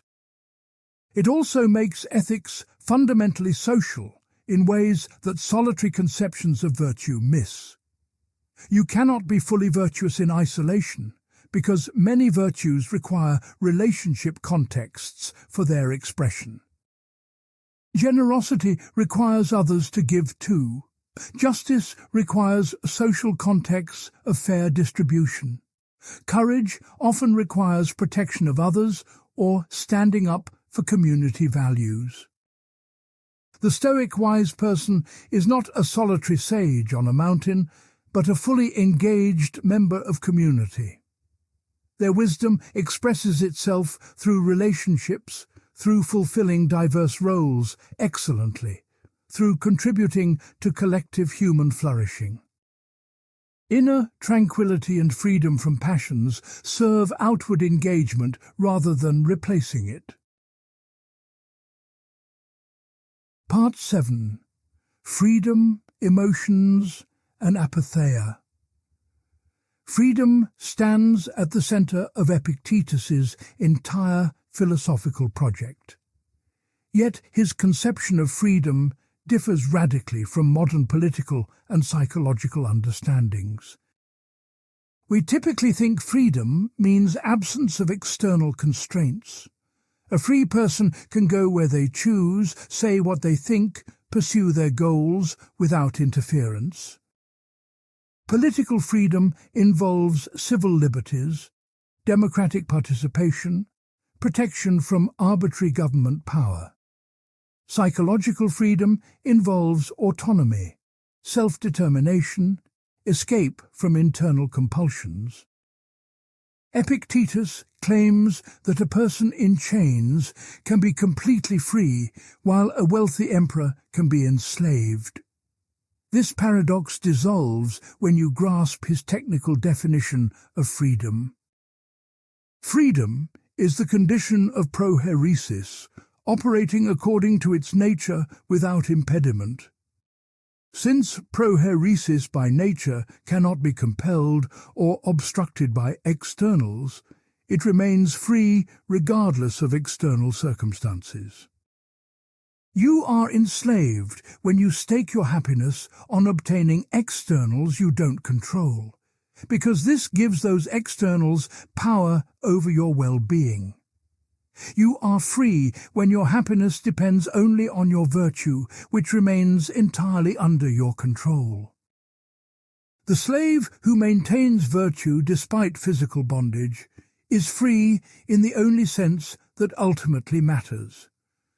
Their prohairesis operates correctly, desiring only what is good, avoiding only what is evil, accepting externals with equanimity. Physical chains constrain their body but cannot touch their rational faculty, their capacity for virtue, their genuine well-being.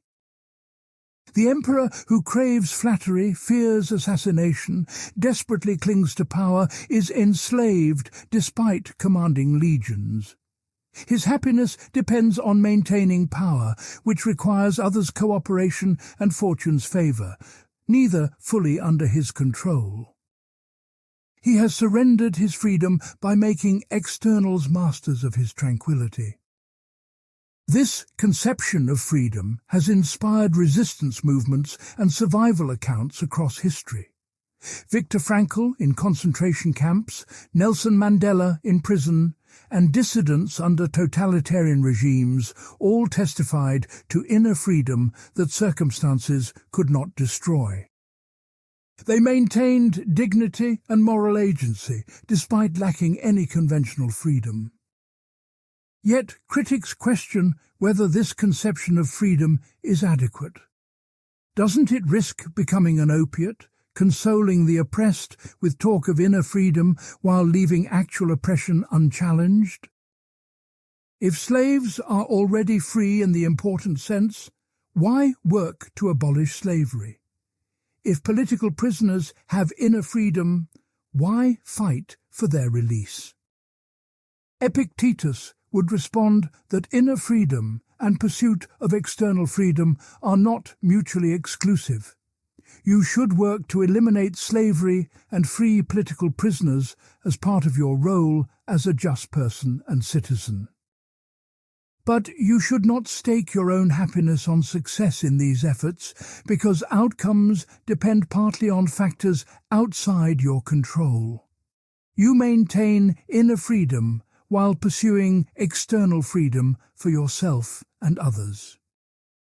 The question remains whether the emphasis on inner freedom historically discouraged political resistance.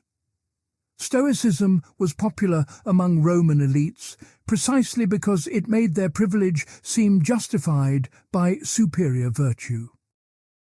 It also appealed to slaves and the powerless by offering consolation that didn't threaten existing hierarchies. Christianity later adopted this pattern, promising heavenly reward for earthly suffering while discouraging rebellion against unjust rulers. Whether this represents corruption of Epictetus's philosophy or its natural political implications depends on how you interpret his claims. The generous reading sees a sophisticated distinction between psychological well-being and political justice, both important but conceptually separate. The critical reading sees an ideology that stabilized oppressive systems by redirecting attention from structural injustice to individual virtue. Freedom from passions, what Stoics call apatheia, constitutes the emotional dimension of freedom.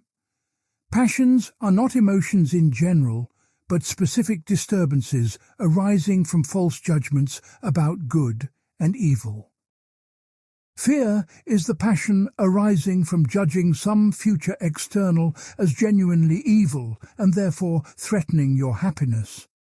You fear poverty, illness, death, disgrace, because you falsely believe these externals can truly harm you. Grief is the passion arising from judging some present or past external as genuinely evil that has already destroyed your happiness. Anger is the passion arising from judging that someone else's choice has genuinely harmed you and deserves punishment. All passions share a common structure. False value judgments about externals combined with the belief that your happiness depends on those externals. Remove the false judgment and the passion dissolves.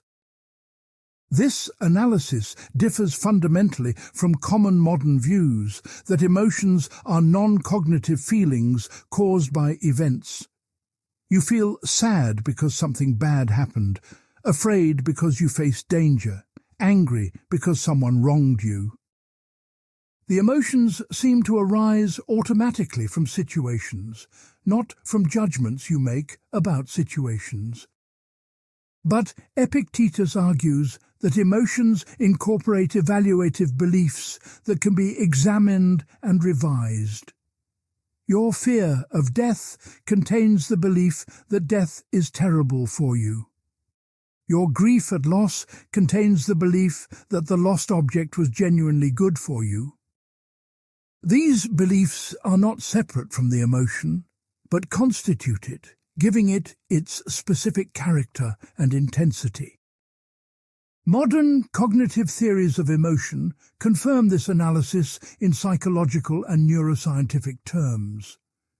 Emotions are not pure feelings, but involve appraisal processes, evaluations of events relative to your goals and concerns. Different appraisals of the same event generate different emotions. Losing your job produces fear if you appraise it as threatening your security, relief if you appraise it as escape from a terrible situation. The appraisal happens rapidly, often unconsciously, in subcortical structures like the amygdala. But the appraisal still involves implicit evaluative content that can be made explicit and examined. When you fear losing your job, you implicitly judge that job loss threatens something important to you. Making this judgment explicit allows you to question whether it's accurate and proportionate. Clinical applications of cognitive models demonstrate that changing evaluative beliefs changes emotions.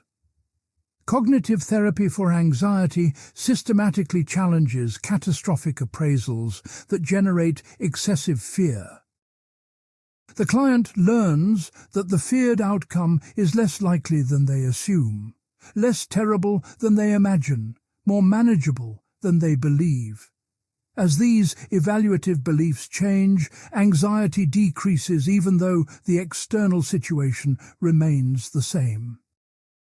Epictetus prescribes achieving apatheia, freedom from passions, through systematic re-evaluation of externals. You recognize that wealth, health, reputation, and even life itself are preferred indifference, not genuine goods. Losing them is losing something you rationally prefer, but not losing anything genuinely good. Therefore, losing them warrants disappointment, but not the passionate grief that treats them as necessary for happiness. Critics worry that apatheia eliminates motivation for action and concern for others. If you're indifferent to whether you have health or wealth, why work to obtain them? If you're indifferent to others' suffering, why help them?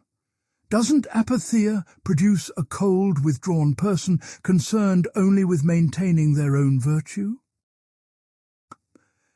The Stoic response distinguishes apatheia from lack of concern entirely. The sage maintains rational preferences for health over illness, wealth over poverty, for themselves and others. They work energetically to obtain preferred outcomes and help others do the same, but they don't experience passionate attachment that makes their peace depend on success. Moreover, the sage experiences what Stoics call good emotions, Apatheia, rational affective states appropriate to situations. They feel joy at virtue, their own and others, a positive emotion based on correct judgment of genuine good. They feel wish, rational desire for preferred indifference without desperate craving. They feel caution toward vice, appropriate concern about moral danger without irrational fear of externals. Whether good emotions are really emotions or just calm preferences remains debated. If joy at virtue feels nothing like ordinary joy, is it an emotion at all or just cognitive approval? If caution toward vice lacks the phenomenology of fear, has the sage eliminated fear or merely relabeled indifference? Epictetus doesn't fully address these questions because he focuses on eliminating destructive passions rather than articulating the positive emotional life of the sage. But his examples suggest that good emotions involve felt engagement with the world, not mere abstract cognition. The sage's joy at virtue is genuinely joyful, their concern for others genuinely caring, their caution genuinely vigilant. These emotions differ from passions by arising from correct rather than false judgments. Contemporary emotion research complicates this picture significantly. Emotions involve multiple components operating partly independently: physiological arousal, behavioral tendencies, subjective feelings, cognitive appraisals, and neural activations. You can change the cognitive component through reappraisal, while other components persist or change more slowly. Exposure therapy for phobias works partly by maintaining exposure until physiological arousal habituates, even though the cognitive appraisal has already changed. The body needs time to learn safety that the mind already recognizes. This suggests that achieving apatheia might be more complex than simply correcting judgments. You also need to retrain automatic physiological and behavioral responses through repeated exposure and practice. Cognitive change is necessary, but not always sufficient for emotional change. Epictetus recognizes this implicitly in his emphasis on habituation and repeated practice. You don't achieve virtue by understanding correct principles once, gap. You must practice applying them repeatedly until virtuous responses become automatic, until your immediate reactions align with right judgment. This is training the whole psychophysical system, not just the cognitive component. Modern trauma research reveals cases where Epictetus's approach has clear limits. Severe trauma can dysregulate the nervous system, creating persistent threat responses even when the person cognitively recognizes they're safe. PTSD involves intrusive memories, hypervigilance, and exaggerated startle responses that resist cognitive intervention alone. The amygdala remains hyperactive, the prefrontal regulation impaired, creating symptoms that feel involuntary and uncontrollable. Effective trauma treatment requires addressing this physiological dysregulation through techniques beyond cognitive restructuring. EMDR uses bilateral stimulation to facilitate memory processing. GAP. Somatic therapies work directly with body sensations to discharge trapped survival energy. Medication can modulate neurotransmitter systems that cognitive therapy cannot directly access. This doesn't invalidate Epictetus's approach, but reveals its scope limitations. For people with intact emotional regulation systems responding to ordinary life stresses, cognitive techniques can be remarkably effective. For people with severely dysregulated systems from extreme trauma, cognitive techniques need supplementation with other interventions targeting physiological components directly. The aspiration to apatheia also faces questions about whether it's humanly possible or even desirable. Can you really eliminate all fear of death, all grief at losing loved ones, all anger at injustice? Should you try to become someone who responds to tragedy with equanimity rather than anguish? Epictetus would say yes, this is both possible through sufficient training and desirable as the condition of complete freedom and happiness. But he admits that actually achieving it is rare, perhaps never perfectly realized. The ideal serves as a direction for development rather than a state most practitioners will reach. This creates tension between the theory's demands and its practical application.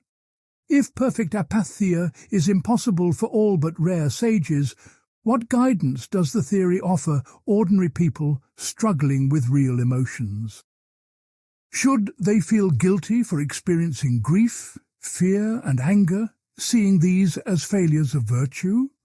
Or should they accept imperfect progress while continuing to work toward the ideal? Modern therapeutic applications tend to emphasize progress over perfection, accepting that complete elimination of dysfunctional emotions is neither realistic nor necessary for substantial improvement. You don't need perfect freedom from anxiety to function well. Gap. You need sufficient reduction of excessive anxiety and sufficient increase in capacity to manage remaining anxiety. This more modest goal aligns with Epictetus's recognition that most students will not achieve complete virtue, but can still make meaningful progress. The goal is not immediate perfection, but sustained development in the right direction, becoming progressively freer from destructive passions.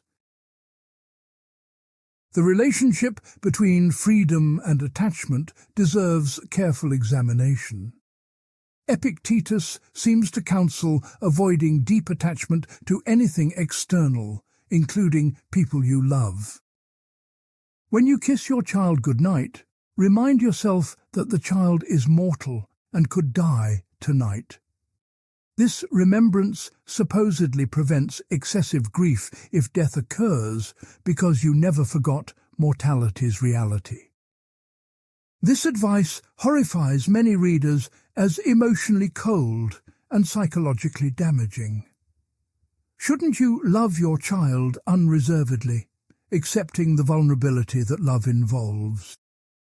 Doesn't real love require risking your happiness on another's well-being rather than maintaining safe emotional distance? Epictetus would respond that what we call love is often possessive attachment disguised as virtue. You treat the child as an extension of yourself, making their flourishing necessary for your happiness. This isn't genuine love for the child as a separate person with their own life and fate. It's using the child as a tool for your emotional needs, however unconsciously. Real love wishes the other's genuine good and accepts that you cannot guarantee it. You care deeply about your child's flourishing, but recognize that much about their life, including its length, lies outside your control. Accepting this doesn't mean loving less intensely, but loving more wisely, without the anxiety that makes your well-being hostage to theirs. Whether this is psychologically accurate or ethically adequate remains contested. Attachment theory in developmental psychology suggests that secure attachment, not detachment, produces healthy emotional development. Children need parents who are emotionally invested in them, whose happiness is genuinely bound up with theirs, to develop secure attachment patterns themselves. The Stoic might respond that secure attachment is compatible with recognizing mortality and accepting lack of ultimate control. You can be fully emotionally available to your child while remembering that you don't own them, that they will eventually leave or die, that their life is theirs, not yours, to control. Perhaps the dispute is more semantic than substantive, with both sides agreeing that love should combine deep care with recognition of separateness and mortality. The disagreement is how much emotional vulnerability this combination allows, and whether Stoic language about indifference captures what healthy love actually involves. Freedom ultimately means self-mastery, the capacity to govern yourself according to reason rather than being driven by passions. This is autonomy in the original Greek sense. Auto, self, and nomos, law, giving law to yourself. You are autonomous when you choose based on principles you endorse on reflection, rather than being pushed by impulses you haven't examined. You are free when nothing outside your rational faculty controls what you value and pursue. This connects to Kantian autonomy, the capacity to act according to self-given rational law rather than heteronymous determination by desire or social pressure. Kant argues that only autonomous action has moral worth because only then are you truly the author of your actions. But Kant's rationalism takes this further than Epictetus might accept. Kant thinks autonomy requires acting purely from duty, independent of all inclination and desire. Epictetus allows that you can autonomously pursue preferred indifference as long as you don't treat them as genuinely good. Acting to obtain wealth from rational preference while accepting you might fail is autonomous. Acting desperately to obtain wealth as if your happiness depended on it is not. Neuroscience locates the neural basis for self-mastery in prefrontal cortex and its connections with subcortical regions. The lateral prefrontal cortex maintains goals and rules, using them to evaluate options and guide behavior. The ventromedial prefrontal cortex integrates value information, enabling you to choose based on considered values rather than immediate impulses. The anterior cingulate cortex detects conflicts between automatic responses and intentions, signaling when self-control is needed. People with prefrontal damage show reduced self-mastery across domains: impulsivity, poor planning, inability to delay gratification, difficulty regulating emotions. They understand what they should do, but cannot consistently implement their understanding against competing impulses. This reveals that self-mastery depends on specific neural systems that can be damaged or impaired. This biological dependence creates another limit to Epictetus's claims about unconditional freedom. Your capacity for self-mastery depends on neural hardware that can malfunction. Gap. Severe prefrontal damage can eliminate prohairesis's capacity to function properly, rendering you unfree in precisely the sense Epictetus defines as the only freedom that matters. He might respond that we're discussing not a fully human being, but someone whose rational faculty has been destroyed by injury. The capacity for freedom belongs to humans by nature, but particular humans can lose it through brain damage, just as they can lose other natural capacities. This is tragic, but doesn't refute the claim that intact prohairesis is always free. Part 8. Critiques and Philosophical Challenges. Every major philosophical position generates serious objections, and Epictetus faces multiple lines of critique from ancient opponents to contemporary philosophers. The most fundamental challenge targets the dichotomy of control itself. Critics argue that it creates an untenable sharp division between what is and is not in our power. Consider again the example of raising your arm. The intention to raise it is internal, the physical movement external and potentially prevented by paralysis or restraints. But the intention itself depends on brain states caused by prior neural events, themselves caused by earlier states, in an unbroken causal chain extending back before your birth. If everything in the causal chain was determined by prior causes, in what sense was your intention up to you? You couldn't have intended differently given identical prior brain states and causes. The intention was necessitated by factors you didn't choose and couldn't control. Epictetus's compatibilism tries to answer this by defining freedom as acting from your own nature rather than being compelled by external force. But the critic responds that your nature itself was determined by causes you didn't choose. genetics, early environment, random neural noise. You didn't choose to be someone who values honesty or craves approval or fears failure. These features of your character cause your intentions and choices, but you didn't choose them. The incompatibilist argues that genuine responsibility requires ultimate origination, that your choices must not be completely determined by prior causes outside your control. Gap.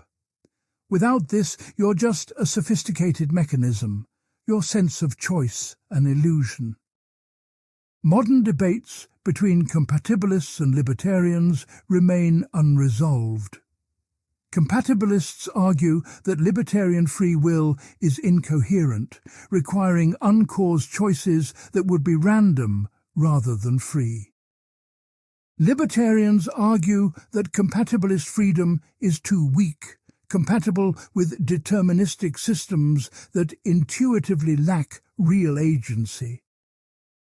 Epictetus never fully engages this deep problem because he assumes compatibilism without defending it against sophisticated objections. His practical philosophy works only if compatibilism is correct, if determined choices from your rational nature count as genuinely yours. Gap. If incompatibilism is correct, his entire system might rest on an illusion. A related critique challenges the claim that prohairesis is completely invulnerable to external influence. Modern psychology demonstrates that external factors shape our judgments and choices far more than we consciously recognize. Priming studies show that exposure to words or images influences subsequent behavior without awareness.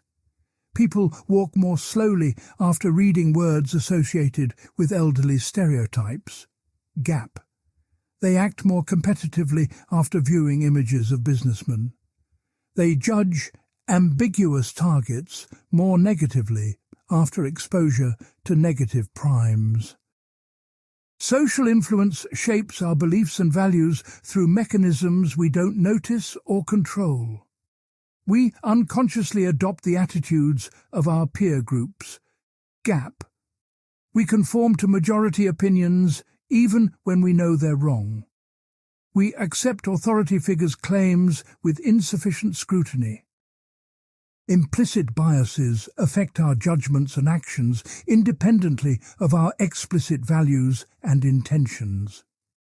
People who sincerely reject racism still show automatic negative associations with racial outgroups on implicit measures. These associations predict discriminatory behavior in subtle ways that explicit attitudes don't capture. All this suggests that prohairesis is not the autonomous rational faculty Epictetus describes, but a process heavily influenced by factors outside conscious awareness and control. Your judgments about what to value and pursue are shaped by marketing, social pressure, cultural narratives and unconscious biases you never chose and may not even recognize. Epictetus would likely respond that these influences affect you only to the extent you fail to examine impressions carefully and assent to them critically. The person who accepts primed impressions without scrutiny has failed to use their prohairesis properly. Gap. Through philosophical training, you can become aware of these influences and resist them through conscious evaluation. But the empirical evidence suggests that even philosophically trained people remain vulnerable to these influences. Philosophers show the same biases as non-philosophers in experimental studies. Gap. Expert ethicists behave no more ethically than other professors in their daily lives. Knowing about biases doesn't eliminate them. This doesn't refute Stoicism completely, but suggests that achieving the control Epictetus promises is far harder than he acknowledges. You might have some capacity to examine and resist external influences through effortful conscious processing. gap, but you can never fully escape them or catch every influence judgment before it shapes your choices. The value theory underlying Stoic ethics faces serious objections. The claim that only virtue is genuinely good, while health, wealth and relationships are merely preferred, indifference strikes most people as absurd. Consider two lives identical in virtue, but different in externals. One person lives healthy, surrounded by loving family, pursuing meaningful work, contributing to their community. Gap. The other lives in chronic pain, isolated, unable to pursue their goals due to poverty and oppression. Stoicism maintains these lives are equally good because they share the only thing that matters, virtue.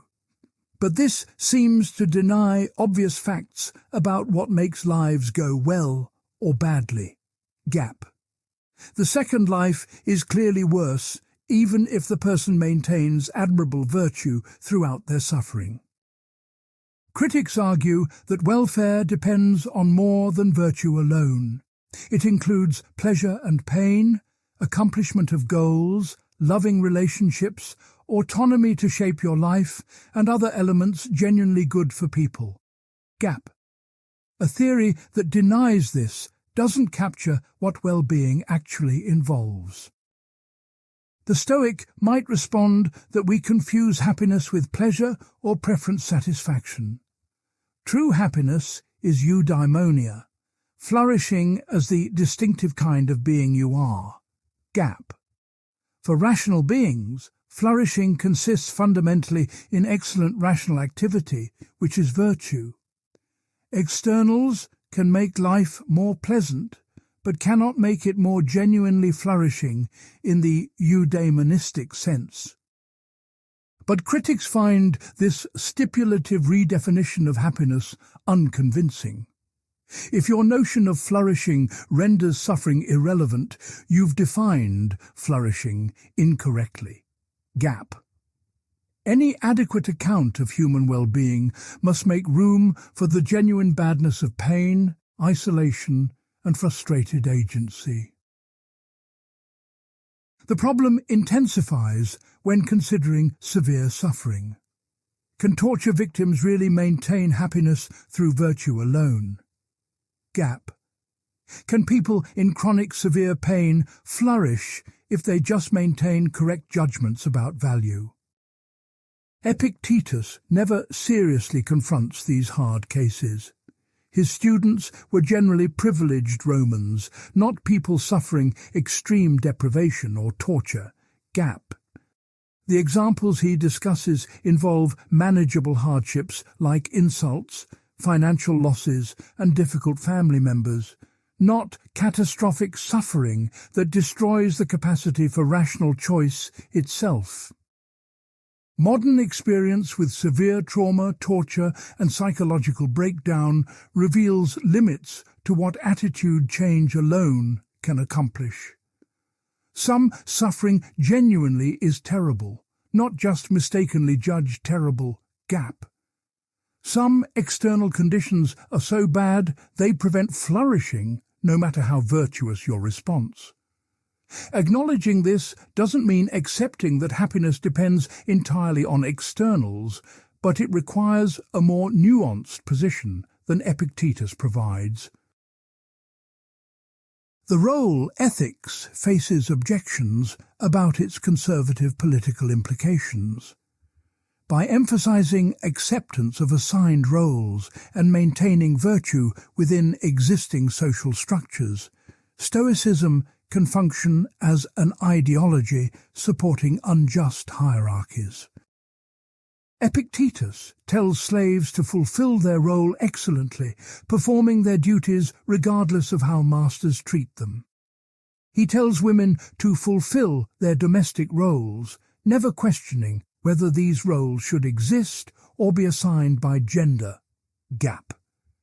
The philosophy provides comfort to the oppressed, but doesn't challenge oppression itself. Defenders respond that Epictetus's cosmopolitanism and emphasis on human dignity contain seeds of egalitarianism that he failed to develop fully.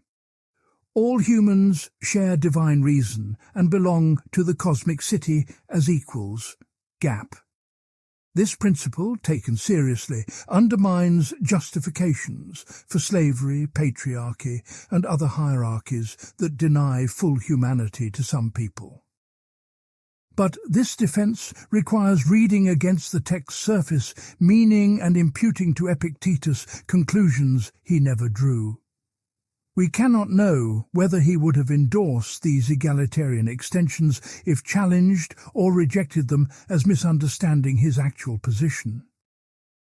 What we can say is that his philosophy as practiced historically often served conservative functions, reconciling people to unjust conditions rather than inspiring resistance. Whether this represents corruption of his true intentions or their natural political expression remains contested. Epictetus's treatment of emotions and grief particularly troubles many readers. The advice to remind yourself of mortality when kissing your child goodnight seems psychologically harmful and ethically wrong. Normal grief at losing loved ones is not a moral failing that superior philosophy would eliminate. It's an appropriate response to genuine loss, part of what loving relationships involve. Gap. A parent who feels no grief at their child's death hasn't achieved virtue, but has something deeply wrong with them psychologically. The Stoic response that proper understanding prevents grief because you never mistakenly thought the person necessary for your happiness mischaracterizes healthy attachment. Loving someone does make them necessary for certain kinds of happiness, namely the happiness that comes from relationship with that particular person. Gap. Losing them is genuinely losing something good, not just mistakenly thinking you've lost something good. Contemporary grief researchers confirm that healthy grieving involves acknowledging the reality and painfulness of loss, not philosophically transcending it through detachment. Avoiding grief through emotional distance creates problems rather than solving them. Gap. The inability to grieve, whether from philosophical training or psychological damage, indicates impaired emotional functioning. Epictetus might respond that he's describing the ideal sage, not prescribing that ordinary people should feel no grief. The sage's equanimity at loss reflects perfect understanding achieved through decades of training, not something beginners should expect or force. Gap. But this concession weakens the practical applicability of his advice while raising questions about whether the ideal is even coherent. The emphasis on self-sufficiency and invulnerability has problematic gender implications that feminist critics have identified. The ideal Stoic sage is self-contained, needing nothing external, completely autonomous, and invulnerable to harm. Gap.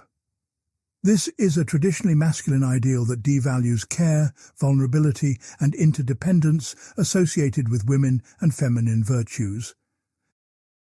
Feminist care ethics argues that humans are fundamentally interdependent, that our flourishing inherently involves relational connection requiring vulnerability.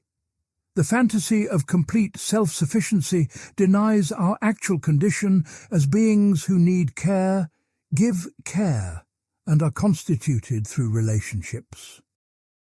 Rather than aiming for invulnerability, we should embrace appropriate vulnerability as part of genuine human connection. Real strength includes admitting need, accepting help, allowing others to matter to us enough that their well-being affects ours. Gap. The Stoic ideal, pushed to its extreme, produces isolated individuals who protect themselves through emotional withdrawal rather than risking the vulnerability that deep connection requires. The Stoic might respond that this caricatures their position, that they value relationships and community while simply maintaining that your happiness shouldn't be hostage to what you can't control. But the feminist critic questions whether you can have genuine intimate relationships while maintaining the emotional independence. Stoicism prescribes. The practical applicability of Stoic training faces questions about efficacy and accessibility.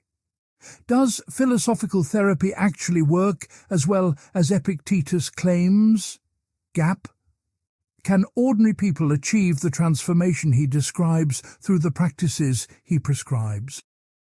Modern psychotherapy research provides mixed evidence. Cognitive behavioral therapy, which adapts Stoic techniques, shows strong efficacy for anxiety and depression in clinical trials. Gap. Effect sizes are substantial, outcomes comparable to or better than medication for many conditions. This validates the basic insight that changing evaluative beliefs can change emotions and behavior. But therapy success rates are far from universal, with significant numbers of people not responding to treatment. Even successful treatment rarely produces the complete transformation of character and elimination of passions that Epictetus describes. Gap. People improve significantly but don't become sages free from all emotional disturbance. Moreover, therapy requires extensive professional support unavailable to most people historically and many people currently. Epictetus envisions students working with teachers in intensive philosophical communities over years. Gap. Few people can access such support, raising questions about how ordinary individuals practicing alone can achieve real progress. Recent attempts to make Stoicism accessible through books, apps, and online communities test whether philosophical self-help can work without intensive professional guidance. Early results are mixed, with some people reporting significant benefits, but others finding the practices too difficult or abstract to implement consistently. Gap. This suggests that while Stoic insights have genuine value, translating them into effective practice remains challenging. Finally, the entire framework rests on problematic metaphysical assumptions that modern science undermines. The Stoic cosmos is rationally ordered by divine providence, with everything happening for good reasons according to Zeus's plan. Gap. Modern physics reveals a universe that operates according to natural laws with no evidence of purposive design or cosmic intelligence. Evolution explains biological complexity through natural selection without invoking intelligent design. Suffering exists because selection favored organisms that feel pain as a warning system, not because Zeus arranged it for our moral development. Gap. Events happen through causal processes indifferent to human well-being, not according to a benevolent rational plan. This doesn't directly refute Stoic ethics, which could potentially be separated from Stoic physics. You might accept the practical techniques for managing emotions and developing virtue while rejecting the metaphysical framework. Gap. This is essentially what cognitive behavioral therapy does, keeping the psychological insights while abandoning divine providence. But something important is lost in this separation. For Epictetus, ethics rests on understanding your place in the cosmic order and aligning yourself with Zeus's will. Gap. Without the metaphysical foundation, ethical claims become more arbitrary, lacking the grounding that the systematic Stoic worldview provided. You're left with practical techniques that seem to work but lack the philosophical unity that made Stoicism a comprehensive worldview rather than just applied psychology. Part 9. Modern Applications and Scientific Validation. Epictetus's influence on contemporary psychotherapy represents one of history's most remarkable examples of ancient philosophy directly shaping modern clinical practice. Albert Ellis, founder of rational emotive behavior therapy, explicitly credited Epictetus as his primary philosophical inspiration. Ellis built REBT directly on the principle that people disturb themselves not by events, but by their beliefs about events, gap. He recognized this as essentially identical to Epictetus's claim that impressions themselves are neutral, but assenting to false evaluative judgments creates disturbance. Ellis frequently quoted Epictetus in his clinical work and theoretical writings. He described the Enchiridion as a handbook for psychotherapy written 2,000 years before modern therapy existed. GAP, REBT's core technique, disputing irrational beliefs, directly parallels the Stoic practice of examining impressions before granting assent. Aaron Beck, founder of cognitive therapy, similarly acknowledged Stoic philosophy as an important precursor. Beck identified automatic thoughts as a key mechanism in depression and anxiety, thoughts that arise reflexively and are accepted without examination. GAP. These are precisely what Epictetus calls impressions, mental events that appear in consciousness uninvited. Beck's therapeutic method teaches clients to identify automatic thoughts, evaluate them against evidence, and develop more accurate alternative thoughts. This is the correct use of impressions, the practice of pausing between impression and assent to examine whether the impression's claims are true. GAP. The therapeutic techniques map almost perfectly onto Epictetus's prescriptions, though Beck arrived at them through clinical observation rather than reading ancient texts. Modern CBT represents the most empirically validated psychotherapy approach across multiple conditions. Meta-analyses of hundreds of randomized controlled trials show CBT produces significant symptom reduction for anxiety disorders, depression, PTSD, OCD, eating disorders, and insomnia GAP. Effect sizes typically range from medium to large, outcomes often maintained at follow-up periods of 6 months to 2 years. These results validate Epictetus's core insight that changing evaluative beliefs can change emotions and reduce psychological suffering. You can learn to examine thoughts rather than automatically accepting them, to test beliefs against evidence, to separate facts from interpretations. GAP. This learnable skill reduces symptoms across diverse clinical presentations, exactly as Epictetus claimed philosophical training would.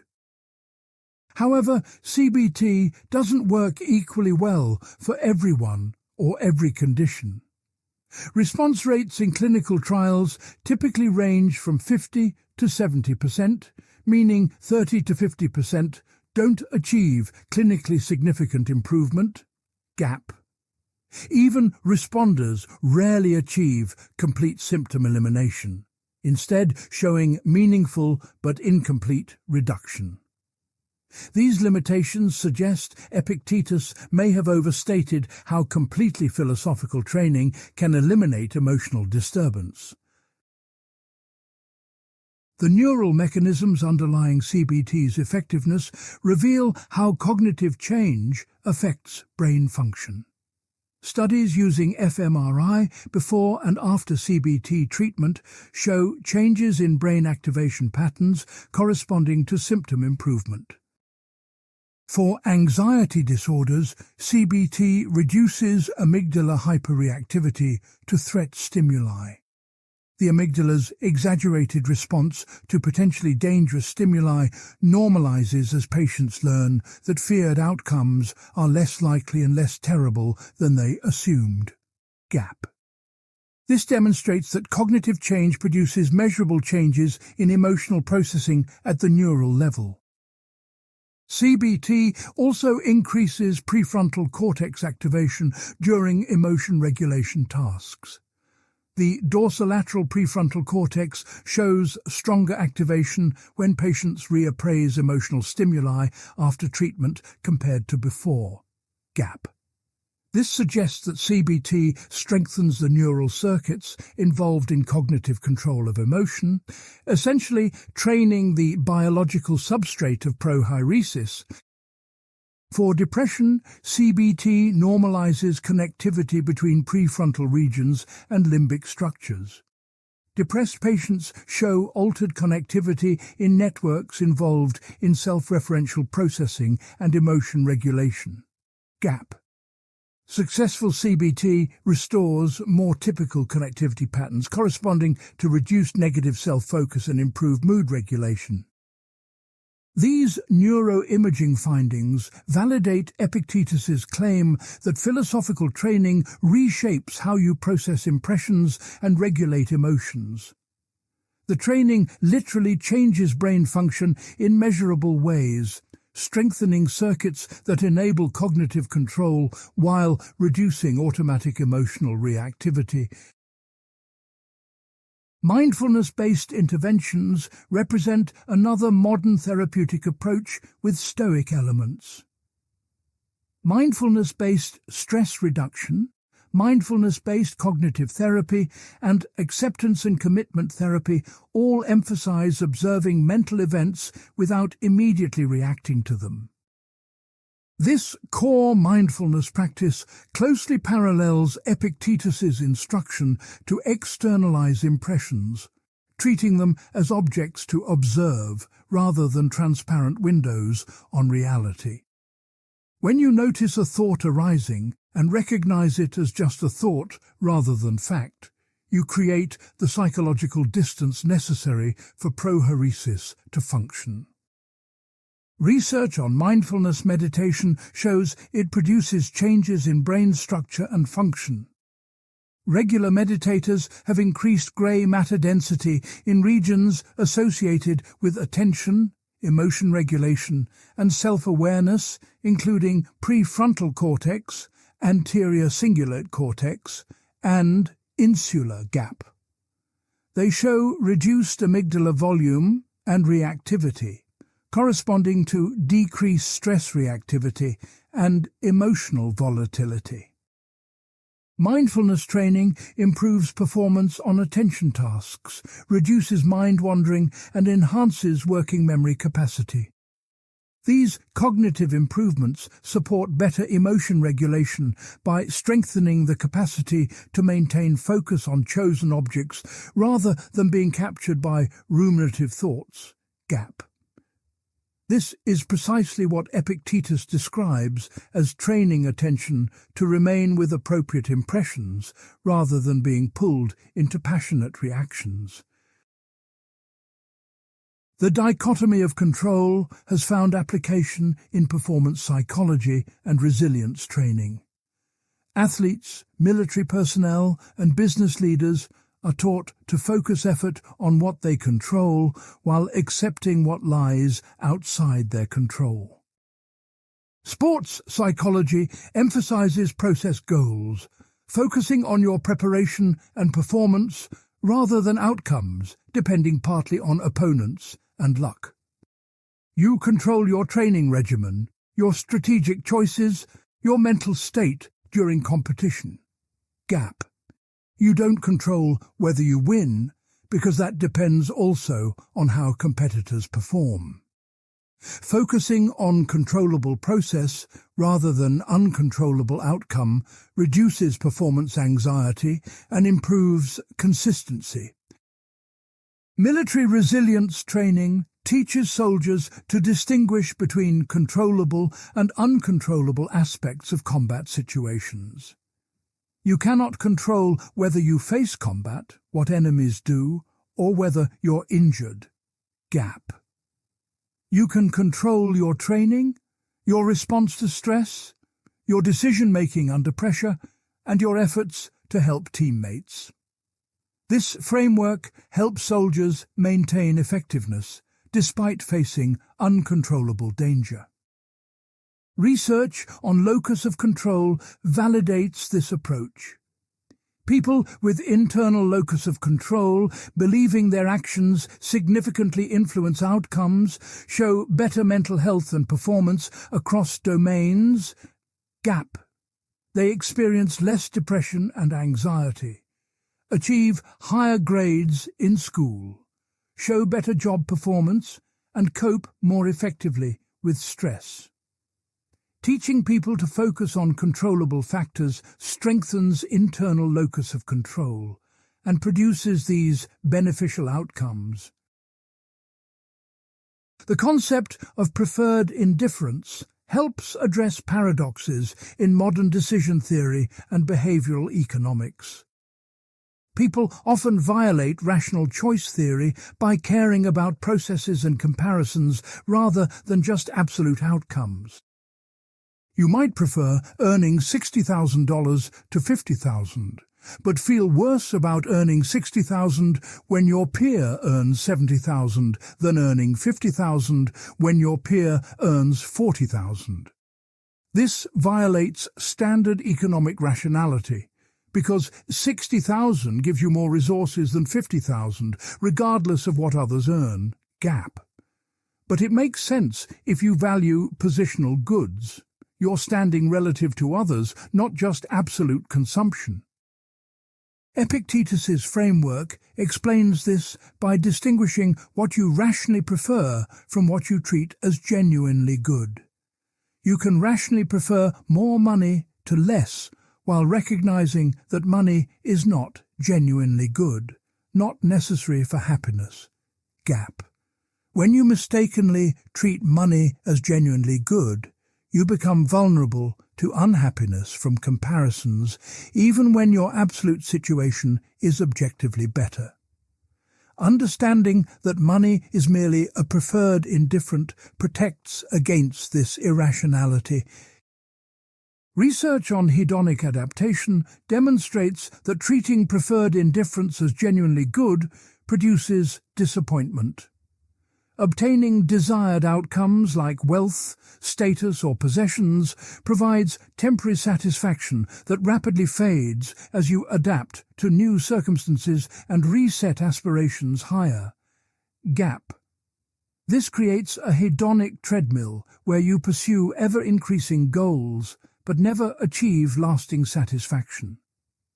Recognizing that these goods are indifferent to happiness can break the cycle by preventing the false belief that obtaining them will make you happy. The study of virtue and character strengths in positive psychology shows connections to Stoic ethics. Christopher Peterson and Martin Seligman's character strengths classification identifies 24 character strengths grouped under 6 core virtues: wisdom, courage, humanity, justice, temperance, and transcendence. These overlap substantially with Stoic virtues, though the classification includes some strengths like humour and appreciation of beauty that Stoics didn't emphasize. Research shows that people high in character strengths report greater life satisfaction, meaning, and flourishing. Gap. They experience more positive emotions, better relationships, and greater resilience to adversity. Interventions designed to cultivate character strengths produce measurable improvements in well-being. Using your signature strengths in new ways each day increases happiness and decreases depression for months after the intervention period. Gap. This validates the Stoic claim that developing virtue, exercising your rational capacities excellently, is genuinely good for you, independent of external circumstances.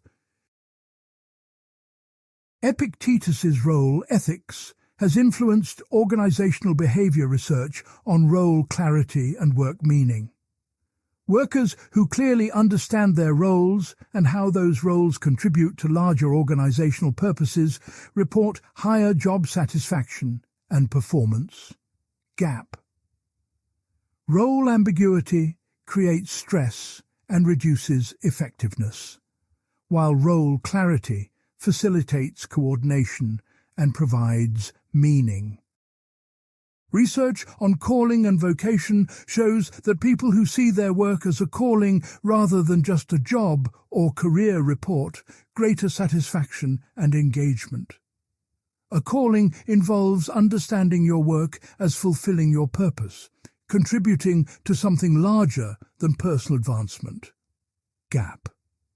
This is essentially Epictetus's concept of recognizing and fulfilling the role Zeus has assigned you. The concept of psychological flexibility from acceptance and commitment therapy directly parallels Stoic acceptance of externals. Psychological flexibility involves accepting difficult thoughts and emotions without struggle, while choosing actions aligned with your values. Gap. You don't try to eliminate uncomfortable feelings, but make room for them while pursuing what matters to you. This is accepting externals with equanimity while focusing effort on what you control. Pain and difficult emotions are like external events. They arise based on circumstances you don't fully control. Gap. Fighting against them wastes energy and creates additional suffering. Accepting them while still choosing value-aligned action is precisely what Epictetus prescribes. Research shows that psychological flexibility predicts better mental health, greater life satisfaction, and more effective behavior change. People high in psychological flexibility show less anxiety and depression, maintain closer relationships, and achieve their goals more successfully. Gap. Teaching psychological flexibility through ACT produces clinically significant improvements comparable to traditional CBT. The application of Stoic principles to pain management demonstrates practical value. Chronic pain patients who catastrophize about pain, treating it as unbearable and their life as ruined by it, suffer far more than patients with similar objective pain levels who accept pain without catastrophizing. Gap. The pain itself is partly external, determined by tissue damage and nervous system sensitivity you don't fully control. Your evaluation of pain as terrible and life-destroying is internal, under your control through prohoresis. Cognitive behavioral therapy for chronic pain teaches acceptance of pain while challenging catastrophic interpretations. Pain is real and unpleasant, but doesn't make your life worthless or prevent all valued activity. Gap.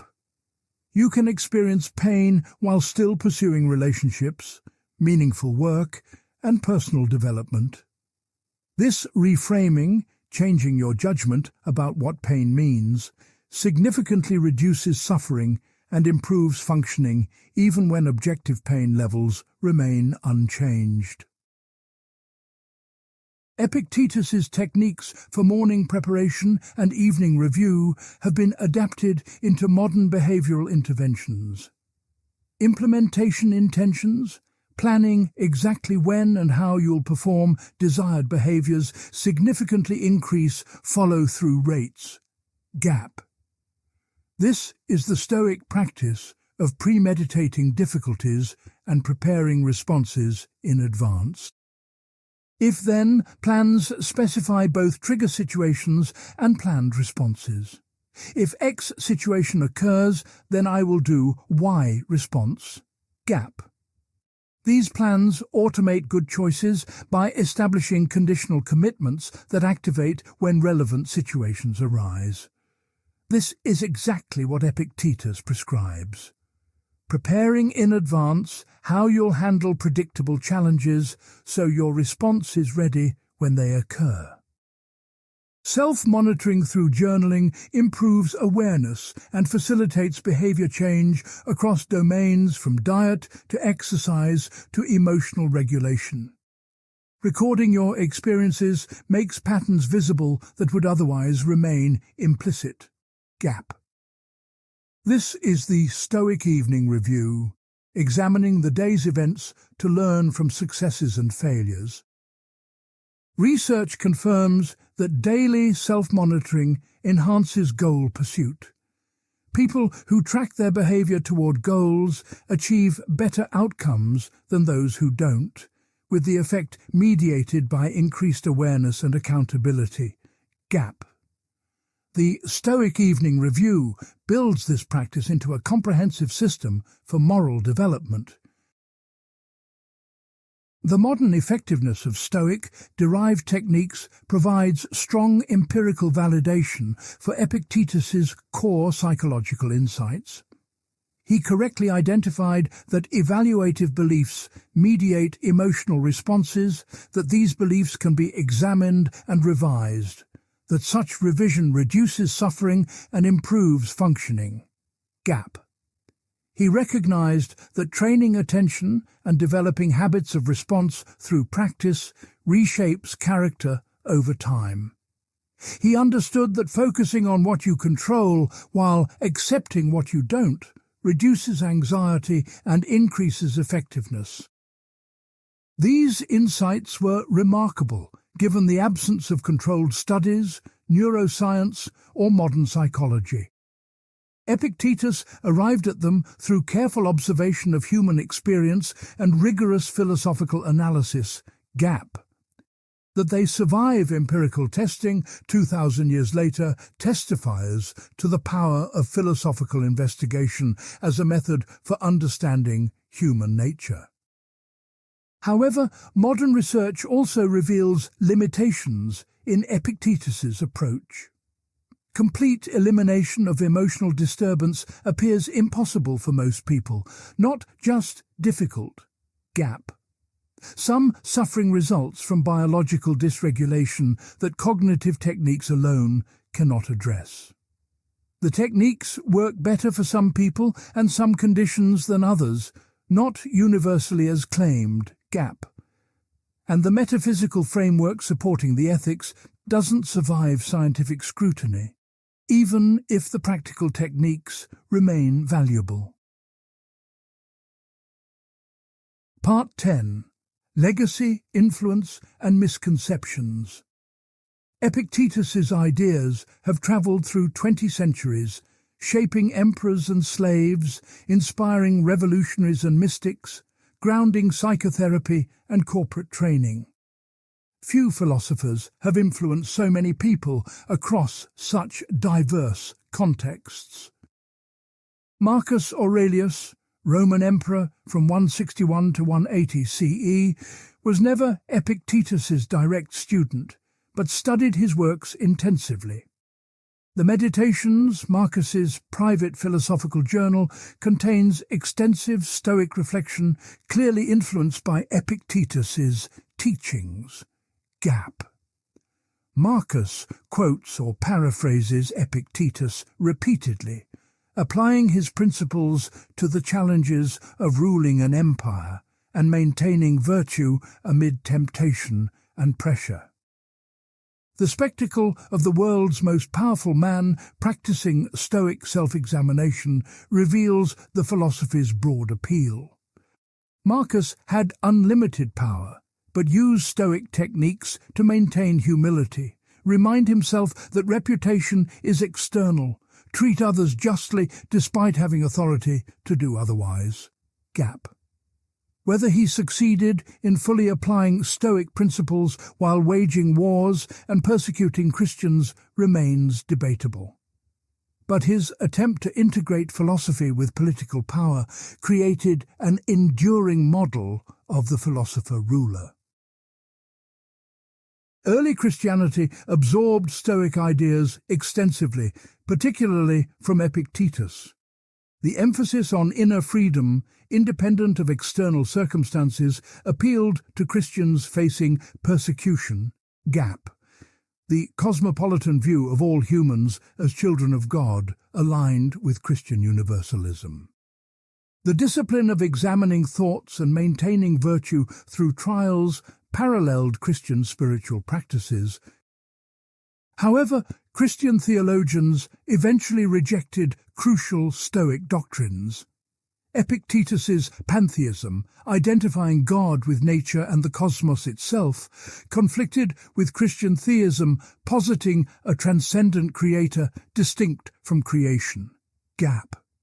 The Stoic belief in human self-sufficiency through reason alone contradicted Christian emphasis on human sinfulness and need for divine grace. The calm acceptance of fate seemed incompatible with active charity towards suffering neighbours. Augustine admired Stoic moral rigour, but argued it represented human pride, the attempt to achieve perfection through your own efforts rather than accepting dependence on God's grace. Gap. Pascal similarly praised Epictetus as a great moralist, but criticized the arrogance of believing humans could perfect themselves without divine help. This Christian critique of Stoic self-sufficiency remains influential, shaping how religious readers interpret Epictetus. The Renaissance rediscovery of classical texts brought Epictetus back to prominence in European intellectual life. Angelo Politiano translated the Enchiridion into Latin in 1497, making it accessible to educated Europeans. Gap. Vernacular translations soon followed, with Epictetus becoming required reading for educated gentlemen. Neo-Stoicism, a movement blending Stoic philosophy with Christian theology, flourished in the 16th and 17th centuries. Justus Lipsius, Guillaume Duvert, and Thomas Gattaca argued that Stoic ethics were compatible with Christianity if you replaced Zeus with the Christian God and added grace to human reason. Gap. They saw Stoicism as practical wisdom for navigating political instability and religious war, providing inner stability amid external chaos. Descartes, despite his revolutionary philosophy, adopted recognizably Epictetan ethics in his personal life. He advised focusing on changing yourself rather than the world, desiring only what lies within your power, accepting fortune's reversals with equanimity. Gap. This sits oddly with his systematic doubt and rationalist metaphysics, but reveals Stoicism's practical appeal even to philosophers who rejected its theoretical foundations. The Enlightenment's relationship to Epictetus was complex and conflicted. Voltaire admired Stoic ethics and included Epictetus among the wise moralists worth reading. Gap. The emphasis on reason over superstition aligned with Enlightenment values, as did the cosmopolitan humanitarianism. But Enlightenment progressives criticized Stoic acceptance of fate and existing social orders. If you accept everything as Zeus's wise arrangement, you won't work to reform unjust institutions. Gap. The philosophy seemed conservative, justifying acquiescence to tyranny and inequality rather than inspiring revolutionary change. Diderot and de Holbach saw Stoicism as an opiate distracting from urgent political struggles. This tension between Stoicism as a resource for resistance versus as an ideology supporting oppression runs throughout its reception history. Slaves and prisoners found it empowering, claiming inner freedom rulers couldn't touch. Gap. Rulers and privileged classes found it stabilizing, encouraging subjects to accept their station rather than rebel. The same ideas could serve liberation or domination, depending on who wielded them and how. 19th century appropriations of Epictetus were diverse and often superficial. Self-help literature adopted Stoic slogans without philosophical depth, reducing complex arguments to platitudes about positive thinking. Gap. The distinction between preferred indifference and genuine goods disappeared, replaced by simple advice to focus on what you control and accept what you cannot change. This popularization made Stoic ideas widely accessible but stripped them of theoretical sophistication. The connection to Stoic physics and the systematic unity of logic, physics and ethics was lost. Gap. What remained was practical advice detached from its grounding, effective perhaps, but philosophically shallow. This pattern continues in contemporary self-help appropriations of Stoicism. Nietzsche's relationship to Stoicism was hostile and revealing. He attacked Stoic claims to live according to nature as self-deceptive, arguing that Stoics actually projected their values onto nature, then claimed to be following it. Gap. Nature is amoral, indifferent to human values, neither rational nor purposive. Stoics who claimed to follow nature were really following their own wills while pretending to submit to cosmic order. Nietzsche also rejected Stoic apatheia as life-denying, a cowardly withdrawal from existence's passionate intensity. The will to power requires embracing strong emotions, including destructive ones, not achieving tranquility through detachment. Gap. Stoic virtue represented weakness disguised as strength, fear of life disguised as wisdom. Whether these criticisms hit Epictetus specifically is questionable. Nietzsche engaged primarily with Roman Stoicism's popular versions, possibly misunderstanding the sophisticated philosophy behind the slogans. Gap. But his critique influenced 20th century continental philosophy's dismissal of Stoicism as representing bad faith and self-deception. 20th century academic philosophy largely ignored Epictetus until the late 1900s. Analytic philosophers found ancient ethics insufficiently rigorous and too focused on practical advice rather than conceptual analysis. Gap. Continental philosophers saw Stoicism as representing the problematic Hellenistic turn away from genuine philosophical radicalism. The revival began with specialized scholarship on Stoic philosophy and increased interest in virtue ethics as an alternative to consequentialism and deontology. A. Long's Epictetus, a Stoic and Socratic guide to life, in 2002, marked a turning point, presenting Epictetus as a serious philosopher worthy of sustained analysis rather than just historical curiosity. Gap. Subsequent scholarship has produced detailed studies of prohairesis, role ethics, and Epictetus's relationship to earlier Stoic tradition. Popular interest in Stoicism has surged in the 21st century, driven partly by online communities and partly by applications to modern challenges. The Modern Stoicism organization runs annual Stoic Week events where thousands practice Stoic exercises and report outcomes. Gap.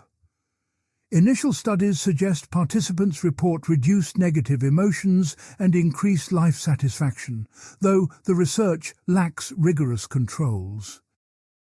Ryan Holiday's books have introduced millions to Stoic ideas through accessible modern writing, blending ancient wisdom with contemporary examples. The obstacle is the way applies Stoic principles to overcoming challenges, emphasizing that how you respond to obstacles matters more than the obstacles themselves. Gap. While valuable for popularization, these works sometimes simplify complex philosophy into self-help slogans that lose theoretical depth. Common misconceptions about Epictetus and Stoicism persist despite scholarly correction. The most prevalent is that Stoics are emotionless, suppressing all feelings to maintain cold detachment from life. Gap. This misreads apatheia as apathy, missing the distinction between destructive passions based on false judgments and appropriate rational emotions based on correct judgments. Stoics don't eliminate all emotion, but transform emotions by transforming underlying beliefs. The sage feels joy at virtue, rational desire for preferred indifference, appropriate concern for others' well-being. Gap.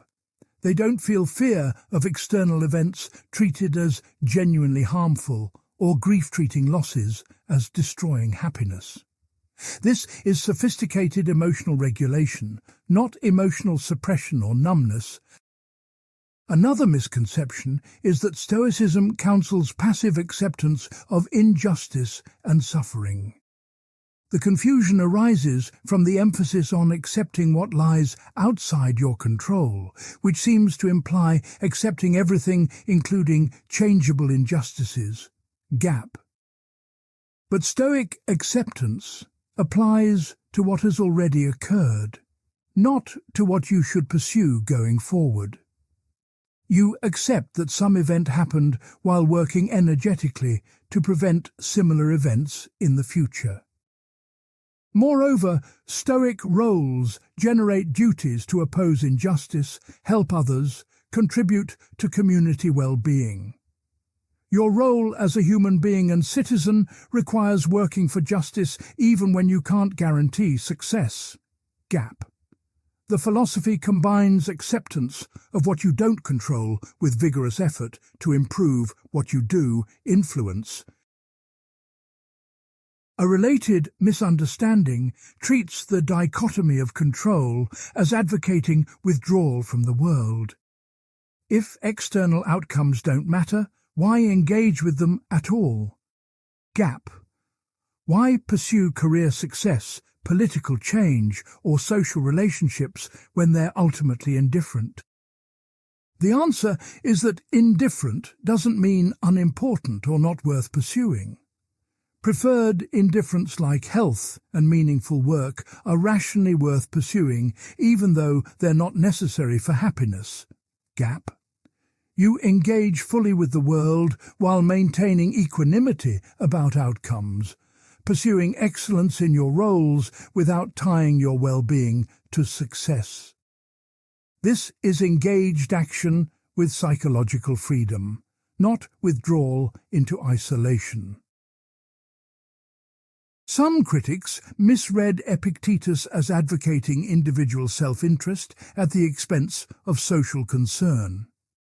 The focus on your own virtue and inner state seems narcissistic, obsessed with personal tranquility while ignoring others' suffering. Gap. But Stoic cosmopolitanism and role ethics directly contradict this reading. You have duties to others flowing from your nature as a social being, and fulfilling these duties excellently is central to virtue. Gap. Concern for yourself and concern for others are not competing, but complementary, both essential to flourishing. The relationship between ancient Stoicism and modern appropriations raises authenticity questions. Cognitive behavioral therapy keeps Stoic psychological techniques while abandoning metaphysical commitments to divine providence and cosmic rationality. Gap. Is this a legitimate development of Stoic insights, or a distortion that loses what made Stoicism coherent? One view holds that Stoicism must be taken as a unified system or not at all. The ethics depends on the physics, the practical techniques on the theoretical framework. Gap. Stripping away the metaphysics leaves only isolated practical tips without proper grounding, self-help rather than philosophy. This approach prioritizes historical fidelity and systematic coherence over contemporary applicability. The alternative view sees Stoic insights as separable from their ancient framework and applicable with different foundations. The psychological observations about how beliefs mediate emotions remain valid whether or not Zeus designed the cosmos. Gap. The practical techniques work whether or not you believe in fate and providence. Modern secular Stoicism represents legitimate development, adapting ancient wisdom to contemporary understanding rather than betraying it. Epictetus himself provides little guidance for resolving this dispute. He lived in a world where divine providence was widely accepted, making questions about secular alternatives unimaginable to him. Gap. We cannot know whether he would approve modern adaptations or insist that his philosophy requires its full metaphysical framework. Contemporary Stoics must make this interpretive choice for themselves based on what they find philosophically defensible and practically valuable. The feminist critique of Stoicism as embodying problematic masculine values requires careful engagement. The ideal of self-sufficiency and invulnerability does align with traditional masculine ideals in ways that may devalue feminine virtues of care and relationality. Gap. If pushed to an extreme, Stoic autonomy could justify emotional withdrawal and refusal of vulnerability necessary for genuine intimacy. But defenders argue that Epictetus's actual philosophy is more nuanced. He emphasizes natural affection, fulfillment of caring roles, and participation in community. Gap. The wise person is not isolated but deeply connected, expressing virtue through relationships rather than despite them. The critique may target caricatured versions of Stoicism rather than Epictetus's careful formulations. The resolution likely requires synthesis. Stoicism can contribute insights about cognitive regulation and maintaining integrity under pressure, while feminism provides needed correction about relationality and appropriate vulnerability. Gap. Neither perspective captures the full truth alone, but together they might articulate a more complete account of human flourishing. The question of whether Epictetus's philosophy can ground comprehensive life, meaning in a secular age, remains open. Many people seek philosophical frameworks that provide existential orientation, not just coping techniques for stress. Gap. They want to understand their place in the cosmos, their purpose, the ultimate nature of reality. Stoic cosmology provided these things for ancient practitioners. You were a fragment of Zeus, part of the cosmic rational order, with a role in the divine plan. Gap. This gave profound meaning to existence independent of conventional success or pleasure. Fulfilling your role excellently participated in cosmic purpose larger than your individual life. Modern secular worldviews struggle to provide equivalent meaning. You're a product of evolution on one planet in an indifferent universe, your existence a cosmic accident, your purposes self-created rather than divinely assigned. Gap. This can feel liberating, giving you freedom to define your own meaning, or terrifying, making all meaning seem arbitrary and ultimately empty.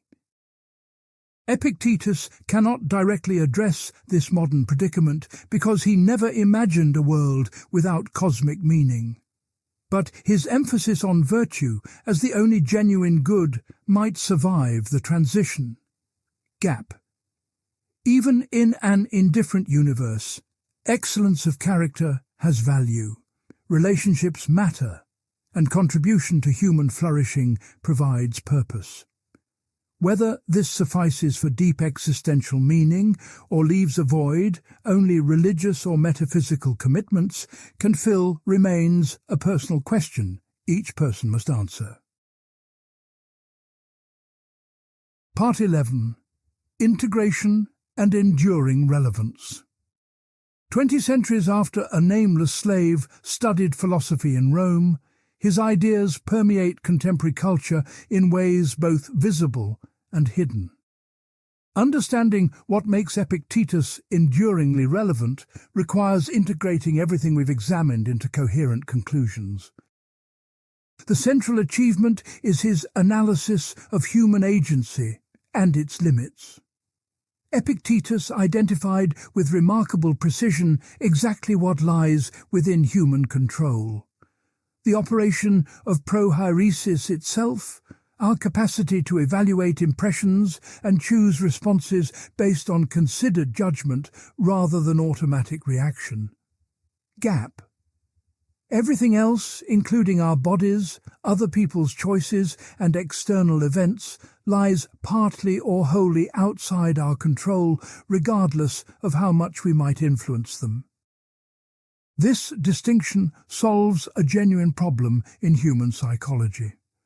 We suffer massively from trying to control what we cannot control and failing to exercise control where we actually have it. Gap. We agonize over others' opinions while neglecting to examine our own judgments. We chase external success while ignoring the development of character that remains entirely within our power. Gap. Epictetus's framework redirects effort toward what we can actually change, reducing futile struggle with the unchangeable. The cognitive architecture he describes maps onto actual brain systems in ways he couldn't have known.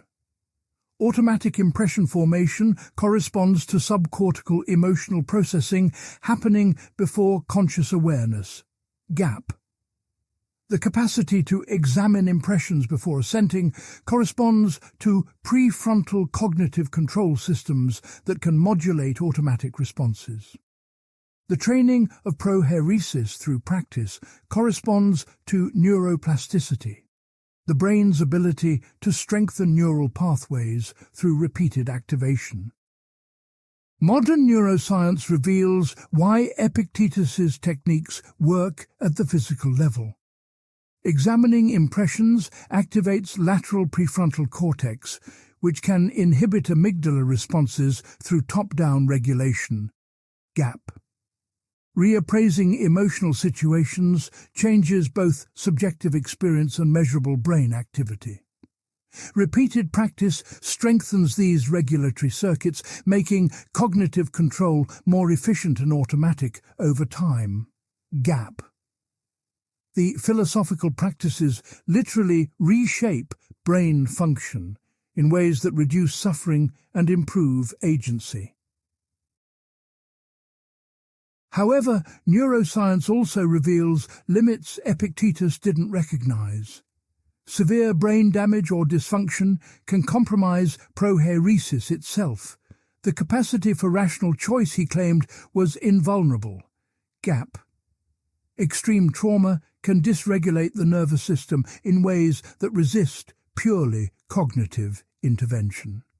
Some mental illnesses involve neurochemical imbalances that philosophical training alone cannot correct. Gap.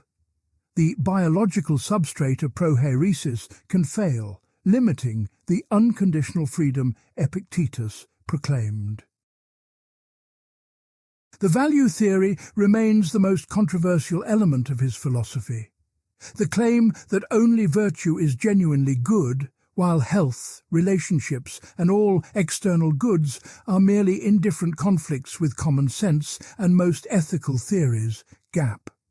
It seems to deny obvious facts about what makes lives go well or badly, reducing well-being to a single dimension when it's clearly multifaceted. Yet this radical claim serves a crucial therapeutic function. If you believe that external goods are necessary for happiness, you make yourself vulnerable to devastating loss when circumstances change. Gap. The hedonic treadmill ensures that obtaining desired externals provides only temporary satisfaction before desire resets to new targets. Recognizing that externals are preferred but not necessary can break this cycle, providing a more stable basis for contentment. The question is whether you need Stoic orthodoxy that only virtue is good, or can accept a more moderate position. Perhaps multiple things contribute to well-being. Virtue certainly, but also health, meaningful relationships, and reasonable success in valued pursuits. Gap. Perhaps Epictetus rightly identified that we overvalue externals, but wrongly concluded they have no value at all. A pluralist theory of value might better capture reality while preserving the practical insight that overinvestment in externals creates suffering. The role ethics provides valuable resources for thinking about identity, obligation, and social connection. We are not atomic individuals pursuing self-interest, but persons constituted through relationships with identities shaped by the roles we occupy. Gap. This recognition grounds ethics in actual human life rather than abstraction, makes duties concrete rather than merely theoretical, and explains how individual flourishing inherently involves social participation. But the framework needs supplementation to avoid conservatism that justifies unjust hierarchies. Not all actual roles deserve acceptance and excellent performance. Gap. Some roles should be rejected as inconsistent with human dignity. Some hierarchies challenged as violating the equality implied by shared rational nature. Epictetus's cosmopolitanism provides resources for this critique, but he failed to apply them to slavery and gender inequality in his own context. Gap. Modern appropriations must do better using role ethics while critically examining which roles legitimate society should maintain. The conception of freedom as inner self-mastery independent of external circumstances remains profound and problematic. It's profound because it identifies a real dimension of freedom that survives even extreme external constraint. Gap. Viktor Frankl in concentration camps, prisoners under unjust regimes, and slaves in bondage all testified to inner freedom that circumstances couldn't destroy. This psychological and spiritual freedom matters tremendously and deserves the emphasis Epictetus gives it. But it's problematic because overemphasis risks devaluing political freedom and material conditions.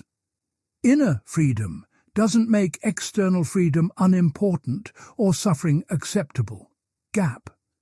People need both psychological capacity to maintain dignity and external conditions that respect that dignity. Stoicism contributes to the first, but must be supplemented with political philosophy addressing the second. Gap. The philosophy should inspire both inner work on character and outer work toward justice, not inner work instead of outer work. The emotion theory, with its ideal of apatheia, contains deep insights, but requires revision. Epictetus correctly identified that emotions incorporate evaluative beliefs, that these beliefs can be examined and revised, and that doing so transforms emotional experience. Gap. This cognitive model of emotion has been empirically validated and forms the basis of effective psychotherapy. The practices he prescribes for managing emotions work, reducing suffering and increasing psychological flexibility. But the goal of eliminating all passions and achieving complete emotional equanimity is probably neither achievable nor desirable for most people. Some emotional responses are appropriate to circumstances, and trying to eliminate them might do more harm than good. Gap. Grief at loss, fear of danger, and anger at injustice can be rational responses when proportionate and not based on false beliefs about where value resides. The goal should be emotional regulation, not emotional elimination, managing emotions wisely rather than transcending them entirely. The metaphysical framework grounding Epictetus's ethics in cosmic providence and rational divine order cannot survive scientific scrutiny. The universe operates according to natural laws without purpose or design. Evolution shaped humans through selection, not divine intention, and suffering exists for purely natural reasons without cosmic justification. Gap. This undercuts the systematic unity of Stoic philosophy, leaving the ethics without its original foundation. Yet the ethical insights might survive this transition better than initially appears. Even in an indifferent universe, facts about human nature and psychology make certain responses more conducive to flourishing than others. Gap. We are social beings who function better with stable, virtuous character than with unstable, vicious character. We have cognitive control capacities that, when properly developed, reduce suffering and increase agency. We flourish through meaningful relationships, valued activities, and contributions to communities. Gap. These facts ground ethics naturalistically without requiring cosmic purpose. The therapeutic model of philosophy represents Epictetus's most important legacy. Philosophy is not primarily abstract theorizing about reality, but practical training for living well, addressing actual human suffering through systematic methods for reshaping thought, emotion, minds, and behavior. B.A.R. This conception influenced early Christianity, medieval monasticism, Renaissance humanism, Enlightenment moral philosophy, and ultimately modern psychotherapy. The contemporary Renaissance of Stoicism continues this tradition, applying ancient wisdom to modern challenges using contemporary language and evidence. This therapeutic turn has critics who argue it reduces philosophy to self-help, abandoning truth, seeking for mere utility. Philosophy should pursue truth wherever it leads, including truths that don't make us happier or better people. Gap. Limiting philosophy to therapeutic purposes corrupts it into ideology serving psychological comfort rather than intellectual honesty. Epictetus would reject this dichotomy. For him, understanding truth about human nature, value, and the cosmos is identical with learning to live well, because living well requires correct understanding. Gap. You cannot flourish while holding false beliefs about what matters and how to respond to circumstances. Therapy and truth-seeking are not competing aims, but complementary aspects of the same philosophical project. The enduring relevance of Epictetus comes from addressing permanent features of human psychology and the human condition. We will always face challenges we cannot fully control, experience emotions based on our interpretations of events, struggle with the gap between our ideals and our actions, and need communities that both constrain and enable us. Gap. These are not historically contingent problems that social progress will eliminate, but structural features of what it means to be human. Epictetus provides systematic methods for navigating these permanent challenges.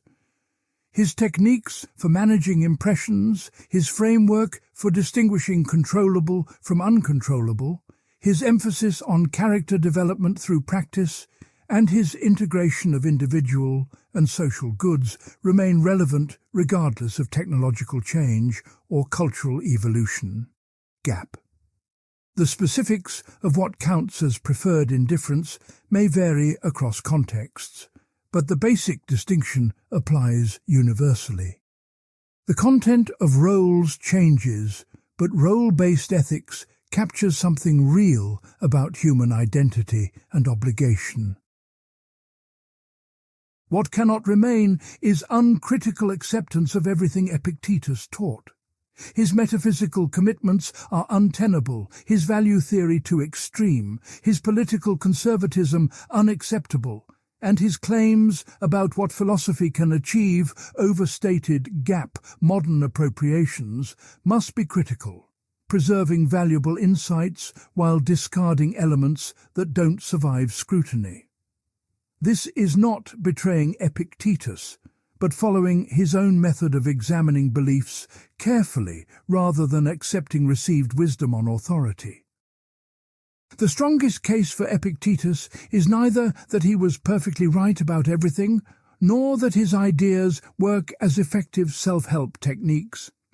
It's that he developed a sophisticated, systematic philosophy of human agency, addressing real problems in living with methods that generally work when properly applied. Gap. He made errors correctable through later knowledge while identifying truths that remain valid across contexts. He created a framework flexible enough to adapt to new circumstances while maintaining coherent core commitments.